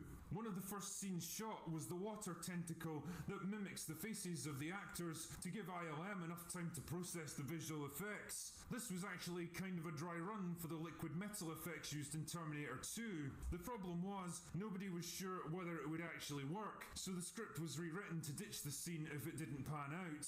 Needless to say, this combination of extremely long shooting days in freezing, chlorine-infested water with an aggressively perfectionist director who spent most of his time yelling at everyone around him began to take its toll on the actors. Ed Harris was driving home one night when he suddenly started sobbing uncontrollably and had to pull over to avoid crashing. Mary Elizabeth Mastrantonio completely lost her shit during the scene where her character has to be resuscitated. See, it turns out that lying on a freezing cold floor, shirtless and soaking wet, while Ed Harris slaps and screams at you for 10 hours isn't all that fun. Who knew? After one particularly intense shot, she promptly decided, fuck this, and stormed off the set, telling Cameron that he'd have to do the rest of the scene without her. Michael Bain was at the bottom of the tank when the entire set suffered a power failure, killing his radio link and his lights. According to him, it was so dark that he couldn't see his hand in front of his face, or even tell which way was up.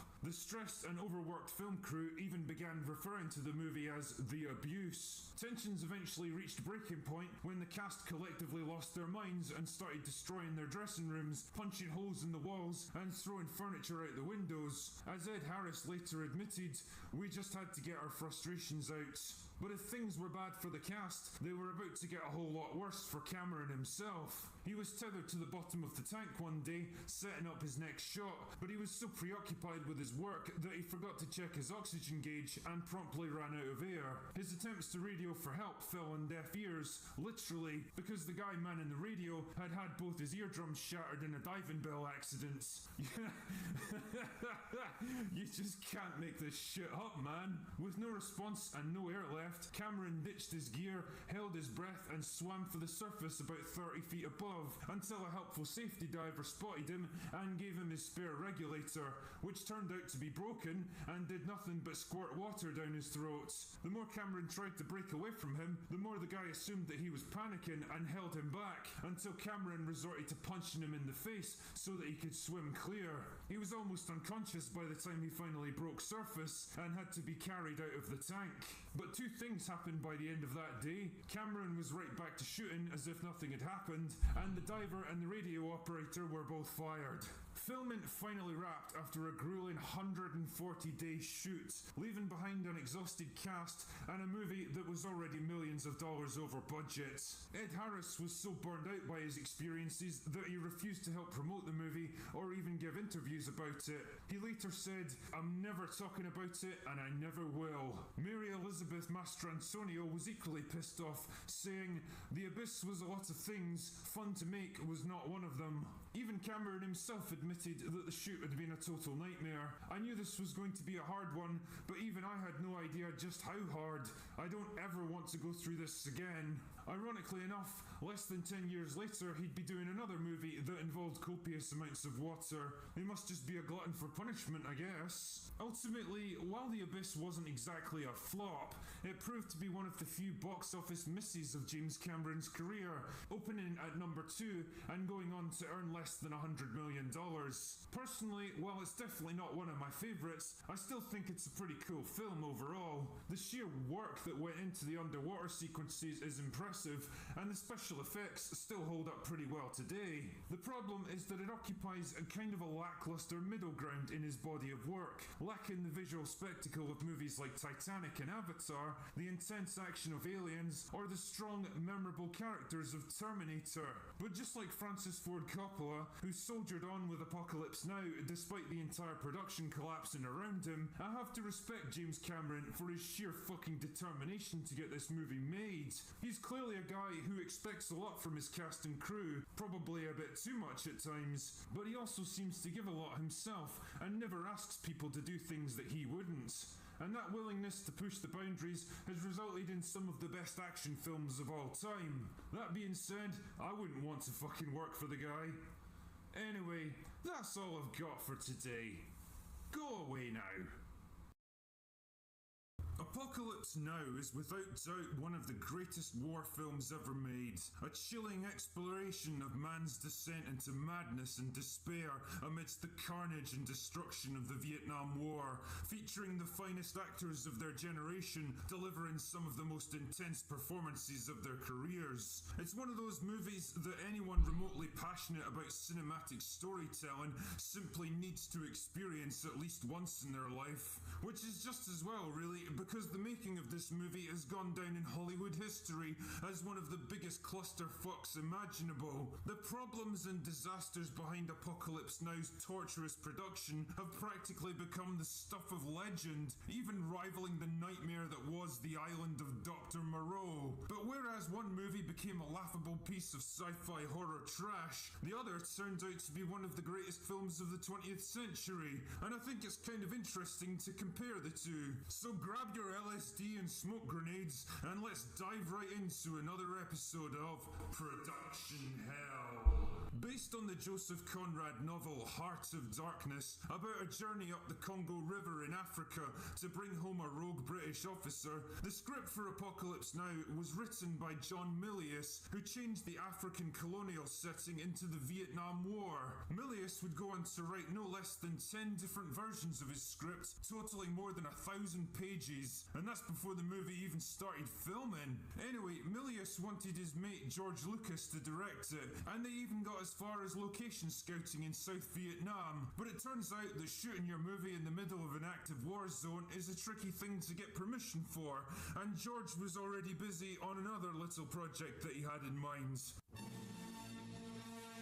So he dropped out and Apocalypse Now was shelved. However, Francis Ford Coppola had been interested in the project for a while, and with Lucas out of the picture, he stepped in and decided to direct the movie himself. He knew he'd need access to American military equipment for the big battle scenes, so he approached the US Army about a cooperation deal. That is, until they read the script and they were like, nah, it'll be fine. This forced him to shoot the movie in the Philippines, because they were pretty much the only ones with US choppers willing to help out.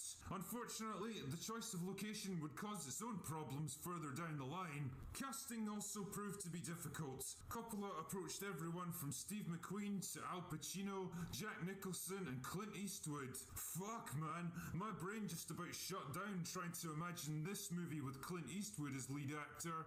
Anyway, none of these guys were keen to spend months in the Filipino jungle, so eventually Coppola settled on Harvey Keitel for main character Willard. Marlon Brando was convinced to play the antagonist Colonel Kurtz for a hefty paycheck, and Robert Duvall and Dennis Hopper were soon signed on as well, which was a pretty decent cast for the mid-1970s. Everything seemed to be going well as the production moved to the Philippines in the spring of 1976 to begin their shoots. It didn't last very long though. The problems began pretty much straight away. Coppola was unhappy with Keitel's portrayal of Willard, and after some disagreements, Keitel quit the project and tore up his 7-year contract with the studio. Wait a second, a troubled production in a tropical location starring Marlon Brando that loses its lead actor before it's even got going? What does this remind me of? Is the most outrageous spectacle I have ever witnessed. Look at yourself. Anyway, with Keitel out, Martin Sheen was flown in to replace him, but no sooner had he started work than a typhoon destroyed most of the sets, costing millions of dollars to rebuild. Most of the cast and crew flew back to the States while this was going on, and some of them decided never to come back. Needless to say, things weren't looking good. The movie was barely off the ground, and they were already 6 weeks behind schedule and millions of dollars over budget. Things didn't get much better once shooting restarted. Marlon Brando finally showed up, massively overweight and totally unprepared. He hadn't bothered to read Heart of Darkness, or even the script for his own fucking movie. As a result, his scenes had to be shot in darkness and close up to try to hide his size. And since he refused to learn his lines, the only option was to turn the camera on him and just let him talk, hoping that some of it would eventually be usable. Coppola was basically rewriting the entire movie day by day, trying to compensate for various disasters and setbacks as they hit. Filming the battle scenes proved to be equally difficult, because there was a real-life civil war going on in the Philippines at the time, and the attack choppers kept getting called away to blow up actual targets. Cast, crew, and equipment struggled in the sweltering tropical heat. Disease, drug, and alcohol abuse were rife, and security guards even had to be employed after the production's entire weekly salary mysteriously disappeared. I wonder what they could have possibly spent it on. When Dennis Hopper was having a tough time finding the energy to play his role, Coppola asked him what he needed to get into character. His reply was simple: about an ounce of cocaine ought to do the trick, Francis. The drugs were duly provided, and Hopper delivered most of his scenes high as a kite. What a legend. Not everyone was as impressed as me, though. Marlon Brando was disgusted with Hopper's unprofessional behaviour. That's a bit fucking rich, mate, and constantly berated him, so naturally Hopper made a point of provoking him at every opportunity. Eventually, Brando straight up refused to be on screen with him, which meant their scenes had to be filmed separately and spliced together in editing. The relationship between Brando and Coppola also started to break down as production dragged on, to the point where Coppola had to turn directing duties over to his assistant whenever Brando happened to be on set. Someone on the production team also got the bright idea to use real dead bodies from a local morgue for the outdoor temple scenes. I guess nobody really thought to question where they came from, because they had other things to do. Until the police showed up one day and confiscated everyone's passports, not to mention the cadavers. It turns out that their supplier was a local grave robber, and the production was implicated in his crimes. You just cannot make this stuff up. You know, I'm trying to picture shit like this going down on a big budget movie today. Somehow, I don't think Disney would sanction behaviour like this. Things weren't going much better for Martin Sheen, who was already struggling with alcohol addiction and went on a self-destructive spiral as the weeks dragged on. Sometimes he would barely even function on set and had to be replaced with a body double for longer shots. The opening scene where he breaks down in a hotel room, cries his eyes out and punches a mirror wasn't acting. He'd pretty much lost his mind at that point and suffered a complete nervous breakdown. Shooting finally wrapped in late 1976, but when Coppola flew back to the States to review the rough cut of the movie, two things quickly became apparent. They'd wasted huge amounts of time and money on stuff that would never make the final cut, and the movie still didn't have a proper ending. The only option was to fly everyone back to the Philippines the following year for extensive reshoots. Unfortunately, the strain of the experience was taking its toll on Martin Sheen, who suffered a massive heart attack while he was out in the jungle and had to crawl for half a mile to get help. And because everyone was worried the movie would be shut down if the studio found out how serious his condition actually was, he kept it quiet and pretended he'd just suffered from heat exhaustion. The near death of his main actor, combined with the constant pressure of filming in tropical conditions, spiraling budget and crew mutinies, was inevitably taking its toll on Coppola too. The man lost nearly 100 pounds over the course of the shoot, suffered an epileptic seizure, a complete emotional breakdown, and even threatened to end his own life on 3 separate occasions. Jesus, at what point do you just say enough is enough? Anyway, somehow he persevered, and the shoot that was expected to last for 60 days dragged on for 238. When he finally returned to the States to edit the hundreds of hours of footage they'd shot, he was literally a broken man, mentally, physically, and financially. Apocalypse Now had pretty much taken everything out of him, but the movie was in the can. Now he just had to spend 2 years editing it into a finished cut. Jesus, if I have to spend more than 2 days editing a video, it makes me want to do a Dennis Hopper. Oh, that's some good shit, man. The film film finally came out in 1979, 3 years after shooting began, and despite some mixed reactions from early screenings, it went on to achieve massive success and is still recognized today as one of the greatest movies ever made. Apocalypse Now is a complex, challenging, grueling kind of film about an equally grueling war. It's certainly not an easy watch, and by the end you feel almost as drained as the cast and crew must have felt. But damn, you know you've watched something pretty special. Some people consider the ending a kind of disappointing and anticlimactic, and while it's clearly not the epic confrontation that was originally planned, I actually think it fits pretty well with the overall tone of the film. Willard brutally cutting down Kurtz in a frantic, confusing scene, intercut with drug-crazed animal slaughter, and finally returning to the real world, forever haunted by his experiences. There's no emotional release, no catharsis at prevailing against an evil enemy who deserved to be destroyed. There's only the horror of war. It's a pretty good metaphor for the long, draining, and ultimately fruitless conflict that was Vietnam. When he was interviewed about his experiences after the film released, Coppola summed up the problems pretty well. We had access to too much money, too much equipment, and little by little, we all went insane. It's a testament to the guy's professionalism and sheer bloody-minded determination that he was able to soldier on through every disaster that befell him and pull such an epic movie out of the festering mire of insanity that he'd been lumbered with. Whether all the problems and challenges ultimately resulted in a better movie, I don't think anyone will ever know. All I do know is that while I'm glad this movie eventually got made, I'm even more glad that I was never part of it. Anyway, that's all I've got for today. Go away now. Is the most outrageous spectacle I have ever witnessed. You know, making a movie is a pretty complicated business when you think about it. Like a car engine, a whole bunch of different components have to work in harmony to produce the desired results. And just like a car engine, especially mine, the potential for fuck-ups and breakdowns is never far away. Whether it's studio interference, clashing egos on set, logistical problems, incompetent directors, spiraling budgets, or scripts that just don't work and have to be hastily rewritten on the fly. The possibilities to derail a production are practically endless. But sometimes, just sometimes, all of these different elements manage to join forces into some unholy union of shittiness to wreak absolute havoc on everyone involved.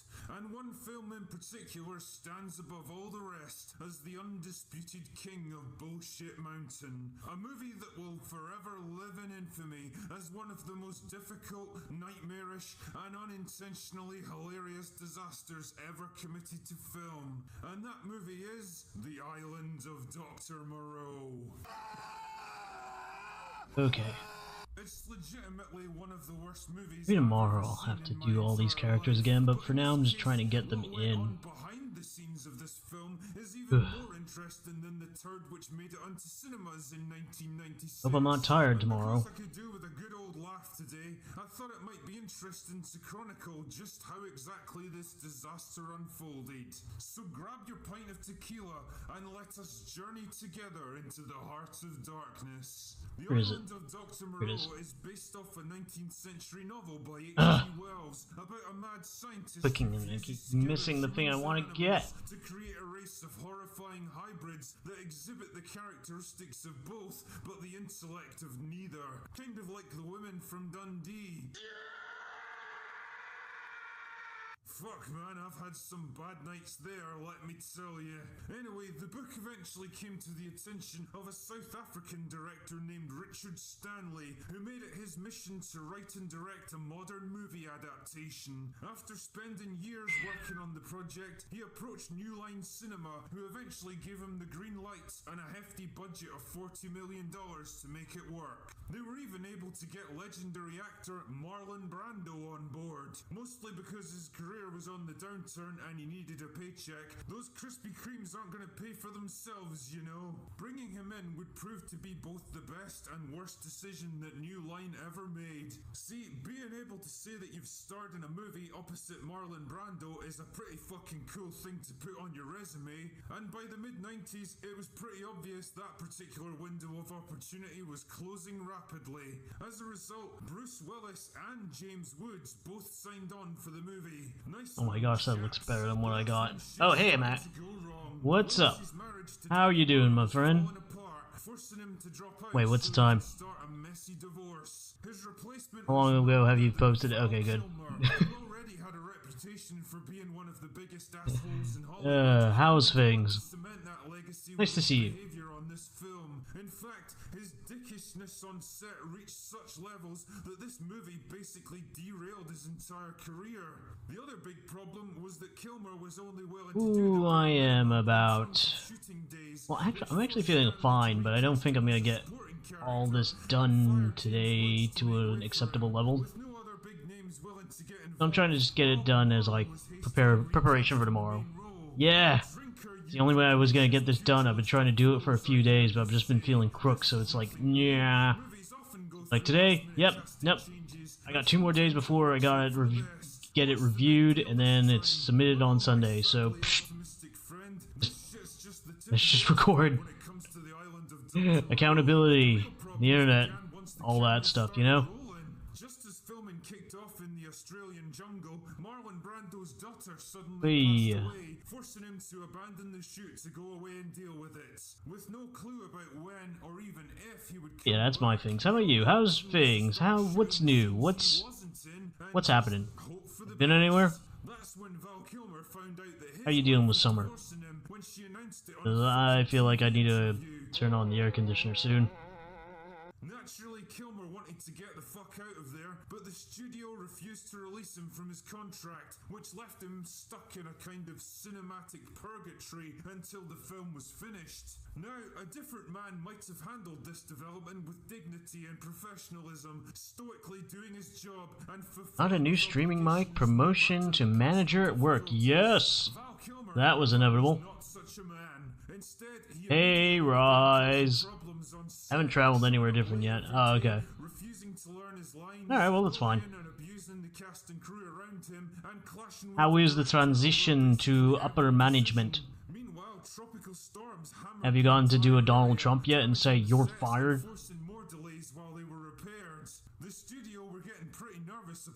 You done an impression yet? Or give them any kind of clue about what was happening didn't exactly help the situation. Needless to say, no. That's a shame. And morale deteriorated to the point where Rob Morrow broke. I'm not allowed to fire people. Oh. Well, that sucks. I mean, that's a good thing, but... I mean, how are you supposed to impersonate the president? Missed opportunity. Reaction was something along the lines of, okay, fuck you then. In retaliation, he shredded all of his production notes, scripts, and every important document that he could get his hands on. Then he promptly lost his mind, suffered a complete mental breakdown, and vanished into the Australian jungle.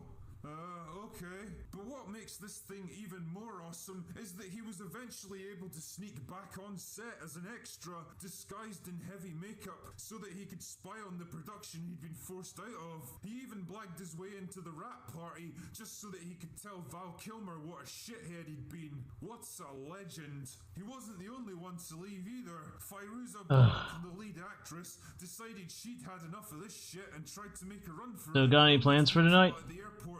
Because about like 2 more hours until I have to stop. Well, have to. I probably should because I need to wake up early just to make class tomorrow. Ah! I know Kayla was streaming. I should have. Or I'll lurk in her stream. Basically, he didn't give a shit about this film, but it was a chance to get his own projects off the ground and work with Marlon Brando. Yeah, I'm gonna play some CS2 Speaking of which, when Huh, Brando cool. eventually showed up again, he immediately went to war with Val Kilmer. See, it turns out that having two awkward, prickly, self-absorbed assholes that are difficult to work with, starring opposite each other, isn't a recipe for success. It would be like trying to make a movie today starring two Brie Larsons. Sorry I'm not talking much today, I'm just concentrating because it's like I gotta get this done by the end of the week, and I've been like neglecting it for a while and draw so many characters.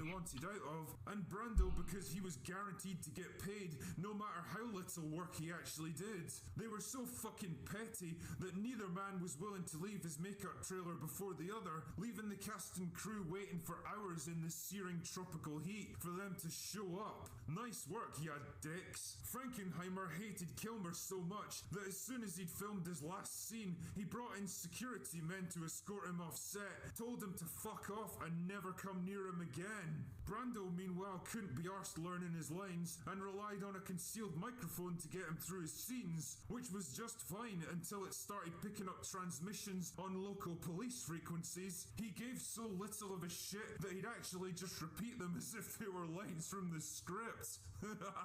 He also came up with the genius idea for his character to wear an ice bucket on his head because it was hot and he was morbidly obese. And because everyone was scared he'd quit the movie if they challenged him, there it stayed in all its glory, an eternal monument to one man's bloated vanity and hubris. At the other end of the spectrum, the world's smallest man even got a piece of the action. Because Marlon Brando had become kind of obsessed with him for some reason, he demanded that he got more screen time, forcing them to come up with random scenes like this to give him something to do.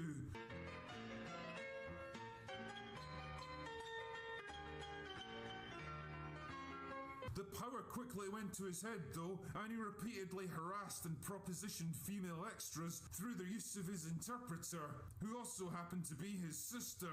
It's not often that the drinker is left speechless by something, but there you go. This movie must have been fucking wild, man. Anyway, production eventually dragged on for 6 agonizing months. Just imagine that for a moment if you can. 6 months stuck in the middle of the Australian jungle with a bunch of people who hate each other and are actively working to prevent the project from getting finished. Cast and crew became increasingly mutinous as the months dragged on. People walked off set and never returned, and the survivors ended up having wild drug and alcohol-fueled orgies in the jungle at night to pass the time. Like, imagine if this was your first experience of the movie industry. You show up on set, all excited and enthusiastic for your first job, only to find yourself facing 6 months of this. Things didn't get much better when production finally wrapped and the movie staggered out into cinemas. Half the cast didn't even bother to show up to the premiere because they were so fucking disgusted with the entire experience. To this day, David Thewlis refuses to watch the movie because he had such a shitty time making it. I can't say I blame him, to be honest. I kinda wish I'd never seen it either. Because what did we actually get after $40 million, multiple hirings and firings, nervous breakdowns, divorces, and 6 months of nightmarish location shooting? A dull, bloated, pretentious, amateurish, and unintentionally hilarious disaster of a movie that swings wildly between ridiculous attempts at shocking body horror and pseudo-philosophical ramblings about the danger of men playing God and science going too far. A movie lumbered with borderline incoherent dialogue, goofy creature effects that look like they came from a late-night sci-fi channel original, a nonsensical plot stitched together from whatever usable footage they were able to salvage, and baffling performances that reflect the level of insanity and desperation on set. The Island of Dr. Moreau is a perfect illustration of what happens when every negative aspect of Hollywood filmmaking somehow congeals together into a festering pool of absolute failure. The chaos and hubris of a director completely out of his depth, the disgusting amounts of wasted time, money and effort, the out-of-control egos of pampered stars, the panic meddling of clueless studio executives, and the beleaguered film crew trying to do their jobs jobs under near impossible conditions. I cannot begin to imagine how awful it must have been to work on this film. But fuck me, it's fun to point and laugh at it now.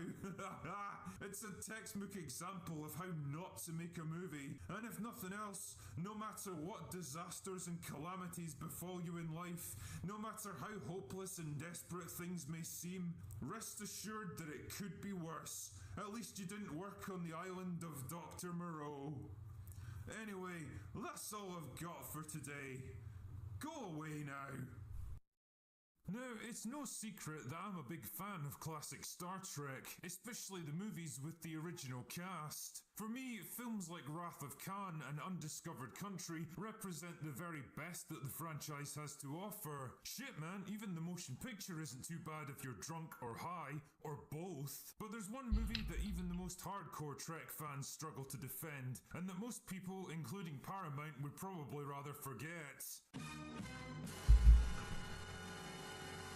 Star Trek V, The Final Frontier, is a muddled, meandering disaster with a shoddy script, special effects I'm just gonna turn on my air conditioner. than the actual goofy attempts at comedy, and a story that tries and fails to grapple with heavy ideas that are totally incompatible with Star Trek. The Final Frontier was a critical and commercial flop that ended Star Trek's winning streak and almost sank the entire franchise in the process. But, as always, the box office tallies and critical reviews are only half the story. When you understand all the problems, struggles and conflicts that went on behind the scenes of this movie, you begin to realise why the end product was such a fucking disaster. And, as always, the drinker's here to point and laugh at it. So join me for another episode of Production Hell. The seeds of Final Frontier's downfall were actually sown way back in the 1960s, when the original series was still going. To prevent favoritism and jealousy between the show's two main stars, William Shatner and Leonard Nimoy negotiated what they called a favoured nations clause in their contracts, which basically meant that what one actor got, so did the other. If Shatner got a pay raise, for example, then so did Nimoy.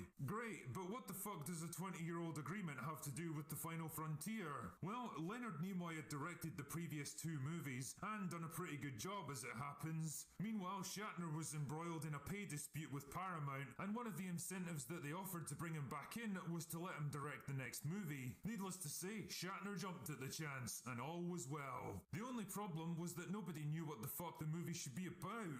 The three-film arc that had kept the franchise Thanks for lurking. since 1982 had ended with Putting my own headphones back on. basically had a blank slate with their new movie and no idea what Weird to do thing on it. feeling. Looking through TV late one night, Just Shatner shocked happened to myself bring in my up own the voice. Evangelist channel and was immediately enthralled by it. The idea Some of a timing. charismatic leader who could sway people to his cause and convince them to do almost anything soon formed the backbone of his new antagonist. His initial concept would easily have been the most expensive and ambitious Star Trek movie ever. An epic galaxy-spanning adventure about a fanatical religious leader taking over the Enterprise, brainwashing the crew, and using the ship to travel to a distant planet in search of God. It would have had angels, demons, paradise planets, and fiery destructive hellscapes, and an all-powerful entity claiming to be God, only to get unmasked as Satan himself. And of course, only James T. Kirk could stop him. This idea was apparently good enough to get the movie greenlit by Paramount, but what he really needed now was a writer and producer. Harve Bennett had successfully produced the last 3 Star Trek movies, but by now he was burned out and reluctant to come back.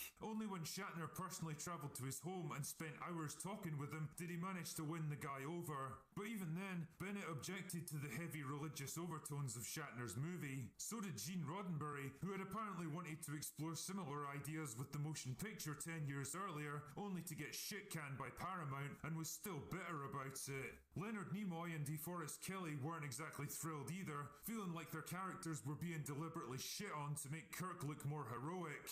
The rest of the cast also started causing problems when they realised that most of them had been relegated to glorified extras or used as the butt of cheap jokes that were totally out of step with the rest of the film. I know this ship like the back of my hand. Even Paramount themselves were unwilling to sign off such a massive and ambitious production, forcing Shatner to drop many of his special effects shots and scale back the rest of the story to make it more cost effective. The result was a fragmented, compromised screenplay that didn't really satisfy anyone, but by this point it was all they had. Star Trek was losing its momentum after 2 years without any movies, so the only answer was to go straight into production in 1988 and just hope they could figure out the script issues along the way. Unfortunately, things didn't get much better once production started in October. A Hollywood truck driver strike meant the production had to use non-union workers, and when one of their camera trucks mysteriously exploded outside the studio, they were forced to head out to location under cover of darkness with a fucking police escort to protect them. Not exactly a great start. The first major scene they filmed had Shatner free climbing an enormous vertical cliff in Yosemite National Park, which was actually just a fiberglass mock-up in a nearby parking lot. It seemed like a great idea at the time. Unfortunately, nobody noticed the pine tree in the background that totally ruined the illusion until they'd wrapped, forcing them to go back and reshoot the whole thing again. Filming in the Mojave Desert wasn't any better. Temperatures quickly soared to over 110 degrees, causing cast and crew members to pass out from dehydration. Crew buses failed to show up, leaving Shatner and the others stranded in the middle of nowhere for hours on end. At one point, it all became too much for Shatner, who allegedly snapped under the extreme conditions and started screaming at his production managers. The worst was yet to come though. Shatner's original idea for the finale of the movie would have seen a tropical paradise planet transformed into a fiery hellscape, with CGI demons and monsters coming after him, Spock and McCoy. Clearly, this would have been expensive as fuck to film, so an increasingly nervous Paramount pulled the plug on the idea. The animated demons were replaced with rock monsters that would rise up out of the ground to attack the heroes, and it would all be done with practical effects to save money. In this case, a prosthetic suit designed to breathe fire and emit smoke like it was made out of lava. Shatner wanted 6 of the things, Paramount only gave him 1, and pretty soon it became clear that the rock monster wasn't everything they'd hoped for. The flamethrower didn't work, and the smoke got blown away by the wind, so that all you were left with was a man waddling around in a big fake rubber suit. Needless to say, they soon abandoned the idea, leaving Shatner with no option but to shoot a bunch of generic footage and just hope that they could cobble something together in post-production. With the location shoots finally wrapped, the production moved into sound stages for the interior stuff, and miraculously, it actually went pretty smoothly. Damn, maybe this film wasn't too bad after all. I mean, shooting on location is always a pain in the arse, so maybe it was going to be plain sailing from now on. Are you serious? Unfortunately, the problems only got worse when it came to post-production. See, Star Trek movies up to this point had used ILM for all their special effects work, and to be fair, they'd been worth every penny. Most of them still hold up pretty well even today. Unfortunately, by the late 80s, movies were getting more and more ambitious, and ILM were already committed to other projects, which meant that Paramount needed a cheaper alternative. The company they finally settled on was headed up by Brad Ferrin, and they were given 3 months to complete all the required effects work, about half as much time as they actually needed. The end result, and there's no way of sugarcoating this really, is that the movie ended up looking like ass. All the space combat scenes look like they came out of the original series from the 1960s, and the shots of the Great Barrier or the God Entity are basically just a bunch of swirling clouds awkwardly composited into the action. It's cheap and nasty, and a massive step backwards from the previous movies, but like so many aspects of this film, it was the best they could do with the time and budget available. All of these different elements ultimately combined together to create a film that was kind of an uneven, confused mess, too far removed from traditional Star Trek to appeal to core fans, but too niche and high-minded to capture a wider audience. The movie was duly panned by critics and fans alike, and despite a strong opening weekend, it quickly tailed off at the box office to become one of the major disappointments of 1989. The fallout from The Final Frontier actually put the future of Star Trek at risk for a while, and Paramount only agreed to make The Undiscovered Country on a considerably reduced budget to give the original crew a proper farewell. And it's a shame, really, because I think there's some great individual elements to this film, whether it's a nighttime assault on a desert outpost, or watching a devastated McCoy euthanize his terminally ill father, or an adventure that takes you from a campfire at Yosemite to a desolate planet on the other side of the galaxy. The Final Frontier is a movie packed full of ideas and ambition. It's a film that genuinely strives to do something big and profound, and I'll give Shatner credit for really delving into the dynamic between the three lead characters, giving them all a chance to shine and play off each other. The problem is that none of these grand ideas really gel into a satisfying whole, partly through a compromised script, partly through endless budget reductions, and partly because it was a flawed idea to begin with. It should have been obvious to everyone involved that the central story about the search for God was never going to have a satisfying conclusion. Honestly though, part of me kinda wishes we'd gotten to see Shatner's original epic adventure in all its glory, with all the big extravagant special effects and grand religious overtones laid out for all the world to see. Yeah, it probably would have been an even bigger disaster than what we got, but damn, at least it would have been fun to watch. Anyway, that's all I've got for today. Go away now. In the great festering sea of human feces that represents what we laughably refer to as modern entertainment, there's few shows that have garnered quite as much mockery, scorn and derision. I think I have to redraw this. One of the most wretchedly, unapologetically and hilariously awful products of human endeavour since Late Night with Lily Singh. It's a show born from a terrible idea, created by untalented hacks desperate to appeal to a market that never even existed, written and directed by the living embodiments of participation awards, and starring a motley collection of has-beens and never-will-bees, all slowly coming to the same horrifying conclusion. This show is where careers come to die. Watching it is like taking a gentle stroll through the reactor core at Chernobyl. Too much exposure will have devastating long-term consequences for you. I mean, check out Heel vs. Babyface. Before he started watching Batwoman, this is what he looked like. Now take a look at him. Anyway, as fun as it is to dunk on the show for being the equivalent of an internet lol cow, the shit going on behind the scenes is way more interesting than the trite, ridiculous melodrama that the writers managed to come up with. It's a tragic / hilarious story of clashing personalities, greedy executives, toxic work environments, horrifying injuries, and bitterly contested accusations. Oh well. In short, it's best to catch it now. For an episode of Production Hell. The series we would come to know as Batwoman began its life in 2018 as an addition to the CW's rapidly expanding Arrowverse. Basically, the homeless man's version of the MCU, only with none of the production values, talented actors, or competent writers. The intention was to focus on the character of Kate Kane, the cousin of Bruce Wayne who takes up the mantle of fighting crime in Gotham City after the Dark Knight does what every straight white male character is expected to do these days: neatly step aside and make way for someone more diverse. And diverse she was. See, about 10 years earlier, DC Comics had retconned Kate Kane to be a lesbian woman of Jewish descent, which went down about as well as you'd expect with comic book fans. Anyway, never once to let a bad idea go to waste, the CW seized on this and fully embraced it by announcing they were going to cast a real-life lesbian to play the character. And who better than Ruby Rose, a rising star in the TV world who was also openly gay. So oh crap. Twitter reacted as Twitter does. Why am I yawning? No! I don't want to yawn yet. Apparently Rose isn't Jewish, and because she identifies as gender fluid, that means she's not gay enough either. Yeah, sure, okay, whatever. Anyway, the backlash was so intense that Rose had to delete her Instagram account and flee from social media.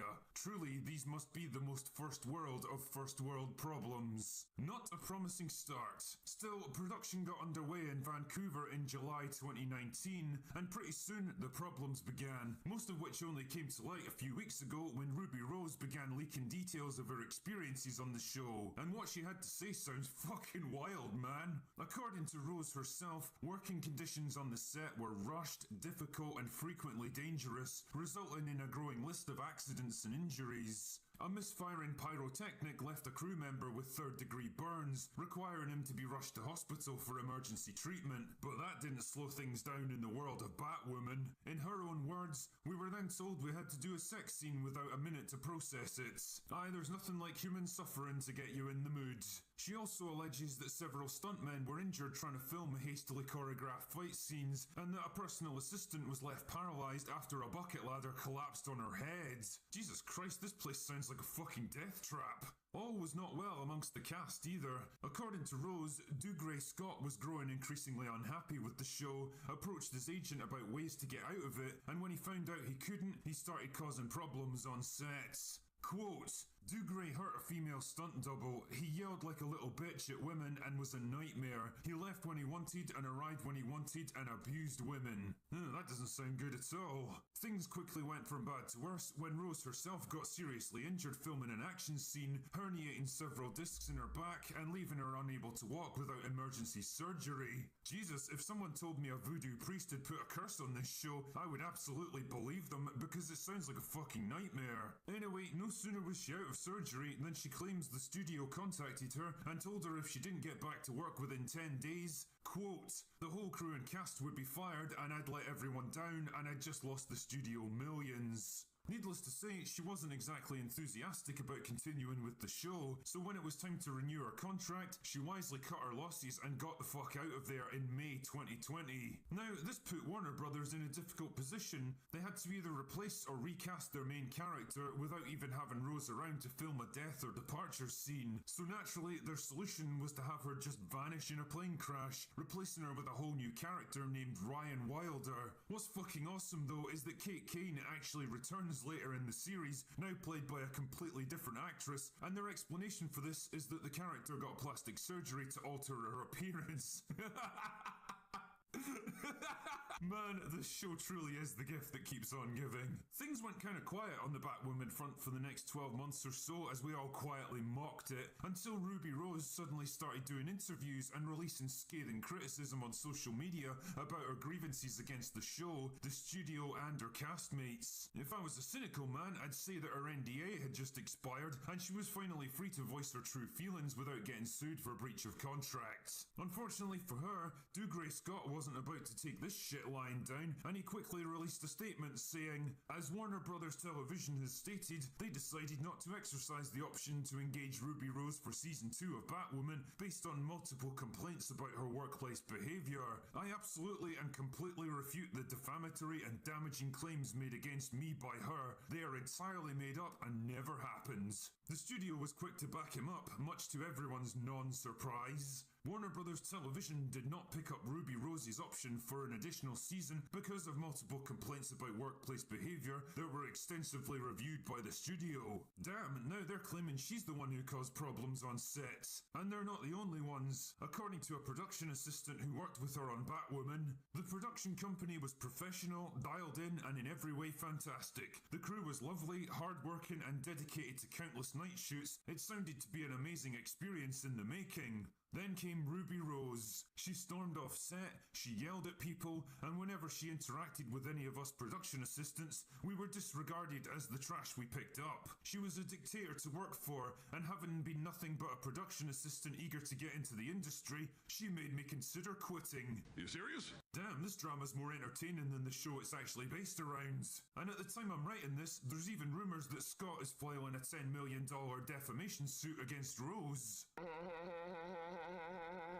Now, I've never worked on Batwoman, thank fuck, and I don't personally know anyone who can confirm or deny these accusations, so I'm not even going to pretend I know who's actually telling the truth here. Maybe the studio is trying to silence and bully Ruby Rose for daring to speak out against them, or maybe she really was a spoiled, entitled diva who made everyone's life miserable. Maybe Dougray Scott really was a total asshole who yelled at people, or maybe he was a professional actor doing his best in extremely difficult circumstances. Then again, maybe the truth lies somewhere in between. Either way, the thing that's both hilarious and tragic about this whole situation is that all these devastating injuries, career-damaging accusations, and financially destructive lawsuits are centred around a crappy, low-budget lol cow of a show that nobody even watches in the first place. Out of all the hills to die on in this world, Batwoman has got to be the most undeserving mound of shit that I could imagine. But hey, it's fucking funny to talk about. Anyway, that's all I've got for today. Go away now. Superhero movies have seen their fair share of flops over the years, and it seems like no studio has released more cinematic turds than Warner Brothers, which has spent the past decade stumbling from disaster to disaster, like a drunken sailor on weekend shore leave. Yeah, there's been occasional flecks of gold like Joker and The Suicide Squad, and weirdly inexplicable successes like Aquaman, which still fucking baffles me to this day, but there's also been pure shite like Birds of Prey, Wonder Woman 2, Suicide Squad and Batman vs Superman. But there's one movie that stands head and shoulders above the others as the crown jewel of this monument to cinematic retardation, and that movie is 2017's Justice League. A film so bad that it needed a two-parter drinker review because my feeble human mind just couldn't comprehend that degree of cosmic shittiness all in one sitting. But when a movie this bad comes to pass, particularly when it happens to be one of the most expensive films of all time, my biggest question is, how the fuck did this even happen? Well, the more I delved into it, the more I unearthed the dark, tangled web of conflicting artistic visions, studio interference, corporate politics, personal backstabbings and betrayals, clashing egos and warring factions. In short, it's the perfect subject for another episode of Production Hell. The seeds of Justice League's downfall were sown way back in 2011 when Man of Steel went into production. See, Warner Brothers had seen what Marvel were doing with superhero movies, and more importantly, they'd seen how much money they were making from it, and well, they liked what they saw. Hey, wouldn't it be cool if we could do something like that too, they asked themselves. Why yes it would, they responded. Great, so why don't we go ahead and start our own cinematic universe? I like your thinking. And so the wheels were set in motion. The first test of this idea was Man of Steel, written by David Goyer and directed by Zack Snyder, who was fresh off the success of 300 and Watchmen. Snyder promised to bring a bold new creative and artistic vision to the superhero genre, and Warner Brothers liked the cut of his jib. They especially liked the idea of branding themselves as the darker, more mature and intelligent alternative to Marvel. Yeah, it seems pretty laughable now, but on paper it was actually a pretty good idea at the time. Warner had access to some of the most iconic superhero characters of all time, and the success of the Dark Knight trilogy proved that they were definitely still viable. And shit man, if Marvel could make $1 billion out of the fucking Guardians of the Galaxy, then imagine what Warner could do with Batman, Superman and Wonder Woman. But time was against them. Marvel had already released a string of successful solo movies, and even their first mega team-up in the shape of the Avengers. Warner had been caught off guard and now they had a lot of catching up to do. What they really needed was a big event movie to grab the public's attention, a story that would set up an epic confrontation between two iconic characters and work in one of the most shocking comic book events of all time. Oh, and it also needed to be a launching pad for Wonder Woman, Aquaman, Cyborg and Flash. A tall order for any film to be sure, but luckily Zack and David were up to the challenge. Or so everyone thought. A rough cut screening of the film earned a standing ovation from the Warner Brothers executives, and it was champagne and high fives all round. Well done, gentlemen, we've cracked it. I've got a feeling those Christmas bonuses are going to be pretty hefty this year.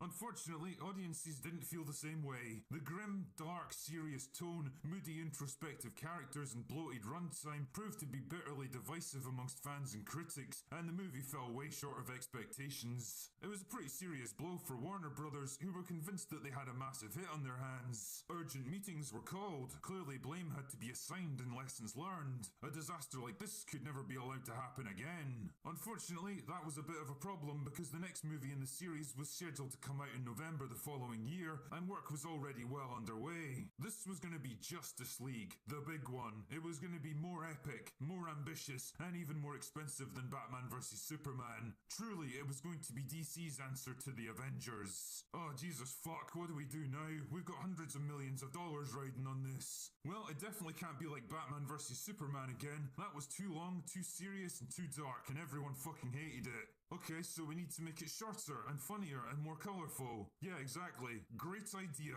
With their new creative direction agreed upon, which basically meant copying Marvel's creative vision, it was time for a reshuffle behind the scenes. David Goyer was removed as head writer and Chris Terrio was brought in to replace him. Terrio had already worked on Batman vs Superman and impressed the studio with his ability to find quick fixes to complex problems. Fuck knows what the original draft must have looked like in that case, but whatever. Production was also reorganized under the new DC Films division, headed up by Jeff Johns and John Berg. Jeff Johns was an experienced comic book writer who understood the source material and was fully bought into Warner's new creative vision. Great stuff, but unfortunately it didn't take long for the problems to begin. Pretty soon, Jeff was butting heads with Chris when he took it upon himself to start rewriting the script on the fly. The two men had completely different ideas about what they wanted the movie to be. Chris wanted to retain the dark and serious tone of Batman vs Superman, while Jeff wanted jokes and fast-paced action. The battles over rewrites continued even once shooting was underway, which disrupted the production and caused friction with Snyder. Apparently, Chris became so pissed off with Jeff that he lost his shit and accused him of rewriting the entire movie behind his back.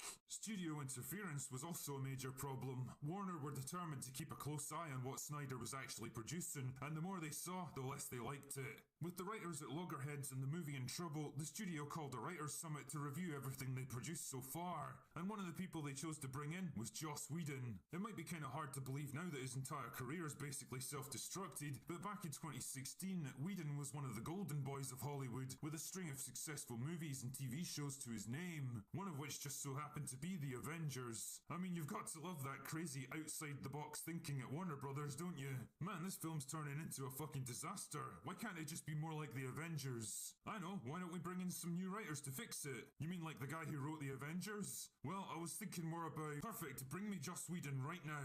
Anyway, Whedon began working with Snyder to lighten the tone and bring in a bit more humour and generally steer it more towards the MCU style of filmmaking. Unfortunately, there was only so much they could do at such a late stage, and when filming wrapped in October 2016 and the studio got to see a rough cut of it, they still weren't particularly happy with what they saw. Although it had definitely improved, they felt that it was still far too long, too dark, grim and serious. Clearly more work was going to have to be done, but unfortunately this is when tragedy struck. In March 2017, when the film was deep into post-production, Zack Snyder's daughter suddenly passed away, forcing him to drop out of the production. It was a huge loss at such a critical stage, but for the studio, Snyder's unexpected absence also presented an interesting opportunity, and by May a plan had begun to take shape. Ahoy hoy. Hey Joss, we'd like you to do a bit more work on Justice League if you don't mind. Sure, what have you got in mind? Well, basically we want you to redo the entire movie. We need you to make it funnier, brighter, and about 90 minutes shorter. You know, work that old Avengers magic on it. Don't worry about the budget, just get it done. Well, I mean, I guess I could figure something out. Great. Oh, and you need to do it all by November. Wait, what? Great talking to you, Joss. I'm sure you'll do an awesome job. See ya. Hello? To say this was a Hail Mary from a studio desperate to stave off impending disaster is a bit like saying Madonna looks a bit different these days. Joss Whedon had been given the almost impossible task of completely reworking a $250 million movie that had already wrapped, rewriting the script from start to finish, shaving off nearly 90 minutes of screen time, rounding up all the actors from months of reshoots, and doing it all within an impossibly ludicrous timescale. Basically, it was like handing over the controls of the Titanic 5 seconds before it hit the iceberg. Whedon knew there was no way they could make such an insane deadline, but Warner Brothers were adamant. The movie had to come out in November, no matter what.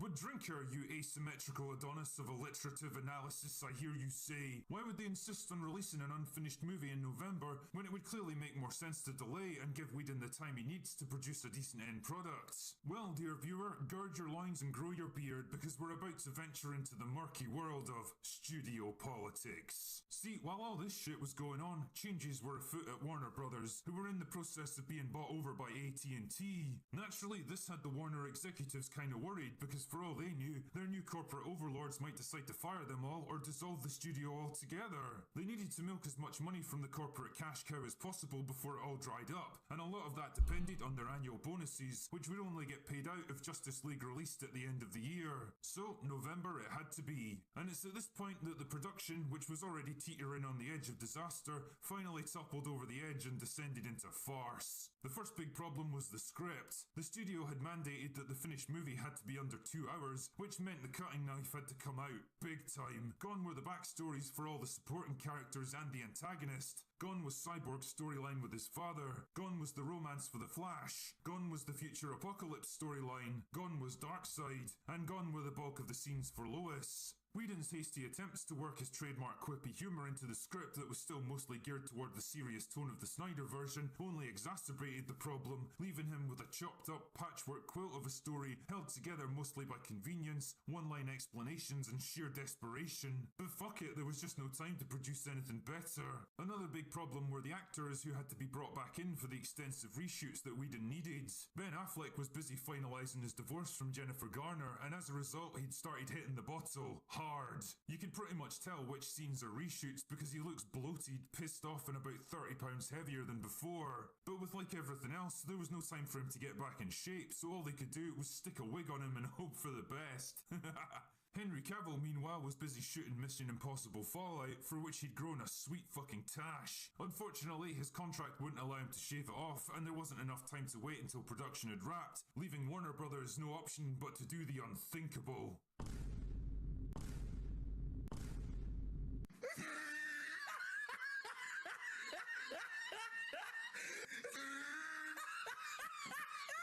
And thus, a meme of epic proportions was born. All was not well on set either. Nobody was particularly thrilled at the prospect of reshooting a movie that was supposed to be in the can, and the situation wasn't helped by the enormous amount of pressure being put on Whedon, and by all accounts, the man was beginning to crack. According to Ray Fisher, who played Cyborg, Whedon was verbally abusive towards him and other members of the cast, regularly yelling, berating, and threatening anyone who questioned him. Most of the stuff didn't even come out until years later, when I guess those all-important NDAs had finally lapsed. But when they did, the pile-on began. Jason Momoa was quick to back him up, confirming that they'd been treated like shit by Whedon during the reshoots, and that bad things had gone down. Chilling stuff indeed. Even Gal Gadot claimed that Whedon acted like a total dick, ignoring her objections to controversial scenes and threatening to ruin her career if she didn't shut the fuck up and do what he said. And it didn't even stop with the cast of Justice League. Oh no, the floodgates had been opened and now all of Joss's past misdeeds were coming back to haunt him. Even the cast of Buffy rose from their career graves and accused him of abusing his power, harassing women, bullying, and generally being a shitty person to everyone around him. Oh Joss, you naughty boy, you. Anyway, with the reshoots finally wrapped, it was time to go into post-production, and this is where even more problems arose. See, all of Whedon's extensive rewrites meant big changes to most of the special effects shots. No big deal if you've got the time and money to redo them properly. Unfortunately, they had neither. The result is that most of the special effects are only half finished and look like complete dog shit. Even Whedon's solution of colour correcting all of Snyder's existing footage by turning the saturation up to 11 couldn't hide the problems. The end result of all these failures and improvised solutions is one of the most ridiculous wastes of time and effort ever committed to celluloid. A $300 million debacle that okay, that was my alarm. So I'm just gonna finish this up, and hopefully it's gonna be up to relative speed for me to work on it tomorrow. Once I do that, I am done for today because I need to wake up early and do the commute. But wait, there's one final twist to the tale. AT&T's buyover of Warner gave them the rights to all of the studio's back catalogue, including the original Zack Snyder version of Justice League. Rumours began to circulate, Release the Snyder Cut began trending on Twitter, and then, in March of 2021, the fabled Snyder Cut was released. All 4 hours of it. Honestly, it's kind of fascinating to watch these two movies back to back, especially if you enjoy human suffering. The differences between these versions give you some idea of the massive cuts and changes that Whedon was forced to make, condensing 2 entire movies worth of footage down into a single film. And I love how his version is exactly 2 hours long, just like the studio mandated. Whether or not you consider the Snyder Cut a decent movie in its own right, well, at least we finally got to see what all the fuss was about. Ultimately though, Justice League is the perfect example of too many cooks spoiling the broth. It's what happens when a movie becomes a battleground for panicking studios and competing artistic visions that are fundamentally incompatible with each other. And I think the biggest question that'll forever haunt this production is, What if? What if they'd stuck with Snyder's original vision and let him see the project to completion? What if they made it two separate movies like originally planned? What if Whedon had had more time to rework the film? What if Henry Cavill hadn't grown that dodgy tash? Unfortunately, we'll never know. But hey, maybe future generations of filmmakers can learn a thing or two from Justice League. Like how not to make a big budget superhero movie. Anyway, that's all I've got for today. Go away now. You know, normally my production hell videos tend to focus on one particular project that was notoriously difficult to get made, either because of creative differences behind the scenes, issues with the cast and crew, difficult shooting conditions, or just all-round generalized insanity. The history of filmmaking is littered with stories like that, and not only can they teach us valuable lessons about how not to make movies, but they're also pretty damn funny to point and laugh at. But there are some screw-ups so monumental, so unfathomably huge that they can't be confined to a single movie or TV show, and instead spill out to encompass an entire franchise spanning more than a dozen projects over a span of almost a decade.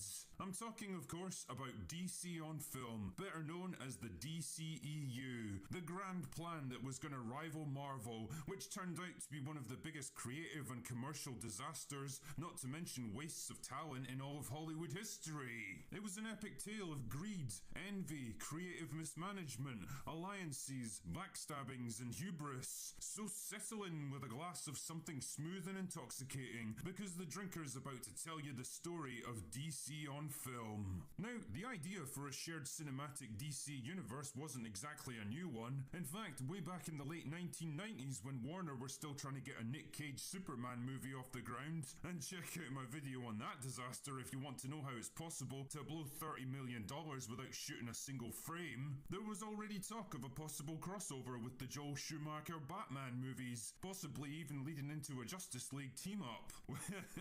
One can only imagine the delights of Nick Cage teaming up with the campiest Batman since Adam West. Anyway, needless to say, nothing came of this grand concept, and Warner quickly abandoned it to focus on solo Superman and Batman movies. But hey, nothing rejuvenates old ideas quicker than someone else making money out of them, and the meteoric rise of the MCU in the early 2010s was enough to get Warner executives thinking once again. Hey, this whole shared universe thing seems to be working out pretty well for Marvel. We should have one of our own. Great idea, friend. But we need to get it up and running fast because Marvel are way ahead and we've got a lot of catching up to do. Agreed. Bring me someone who can make that happen. And as it turned out, the man they picked for the job was Zack Snyder. Now, I think in retrospect, most of us would probably agree that Snyder, well, how can I put this diplomatically, might not have been the optimal choice for a role like this. But 10 years ago, it was a pretty different story, and in a lot of ways, he actually had a lot to recommend him as a director. He'd had a string of well-received movies, he excelled at producing dark, gritty, violent films that would stand in sharp contrast to the bright colours and chirpy humour of the MCU, and in theory, all of this would allow DC to position itself as the cool, mature, and edgy alternative to Marvel. Now, you might think that Snyder would have been a logical fit to direct a dark, gritty, violent Batman movie, which would have been right up his alley. So of course, Warner did the exact opposite and put him in charge of a Superman film. Man of Steel turned out to be the movie that would launch the new DC universe on film, and while Henry Cavill's casting was generally well received, Snyder's brooding, conflicted take on the character wasn't,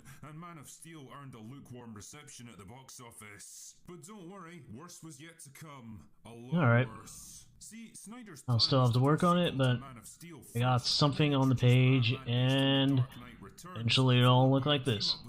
And then I'll turn it into an animatic. Two-part storyline that would culminate in the death of Superman story from the comics. Fair enough, but Warner executives weren't happy with this plan. Marvel had already had their first big Avengers film that went on to make $1.5 billion.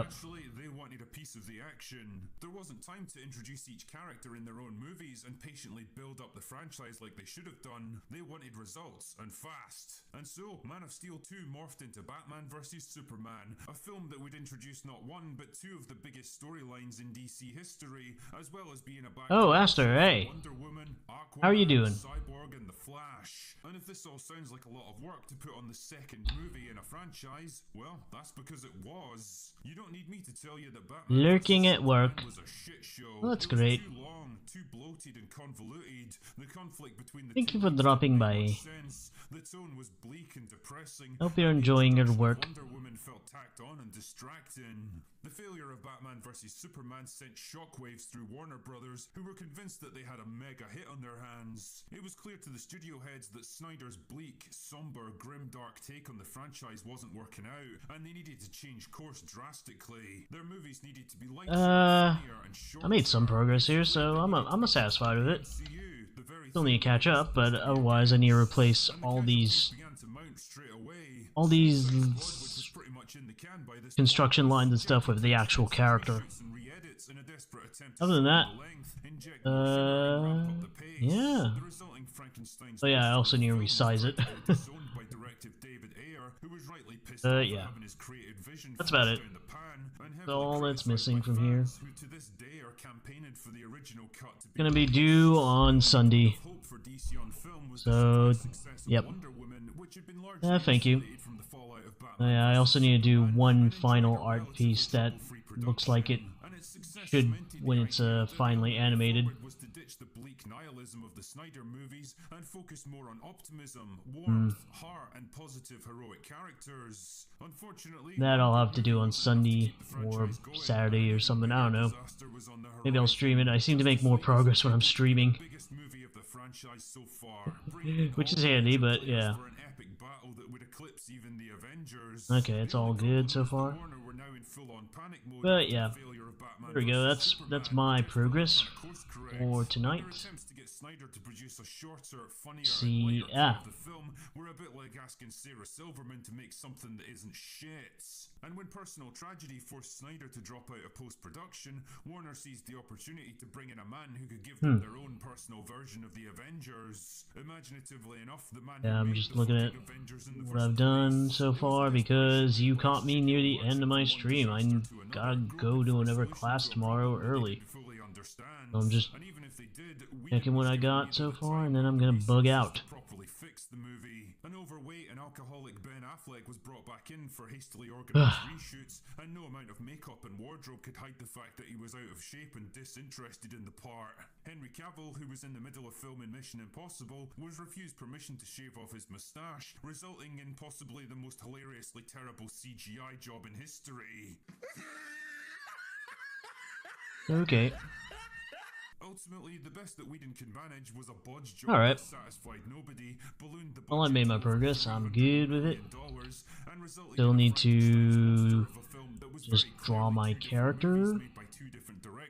Awkwardly forced together. Justice League was an absolute failure commercially and got savaged by fans and critics. This essentially. By this point, the DCEU was pretty much in free fall. Plans to make a solo Batman movie with Ben Affleck fell apart. I just gotta put her in there and then choose one of the backgrounds and make it as complete as this. And then, yeah, I'll be done. But that's for the next 4 days.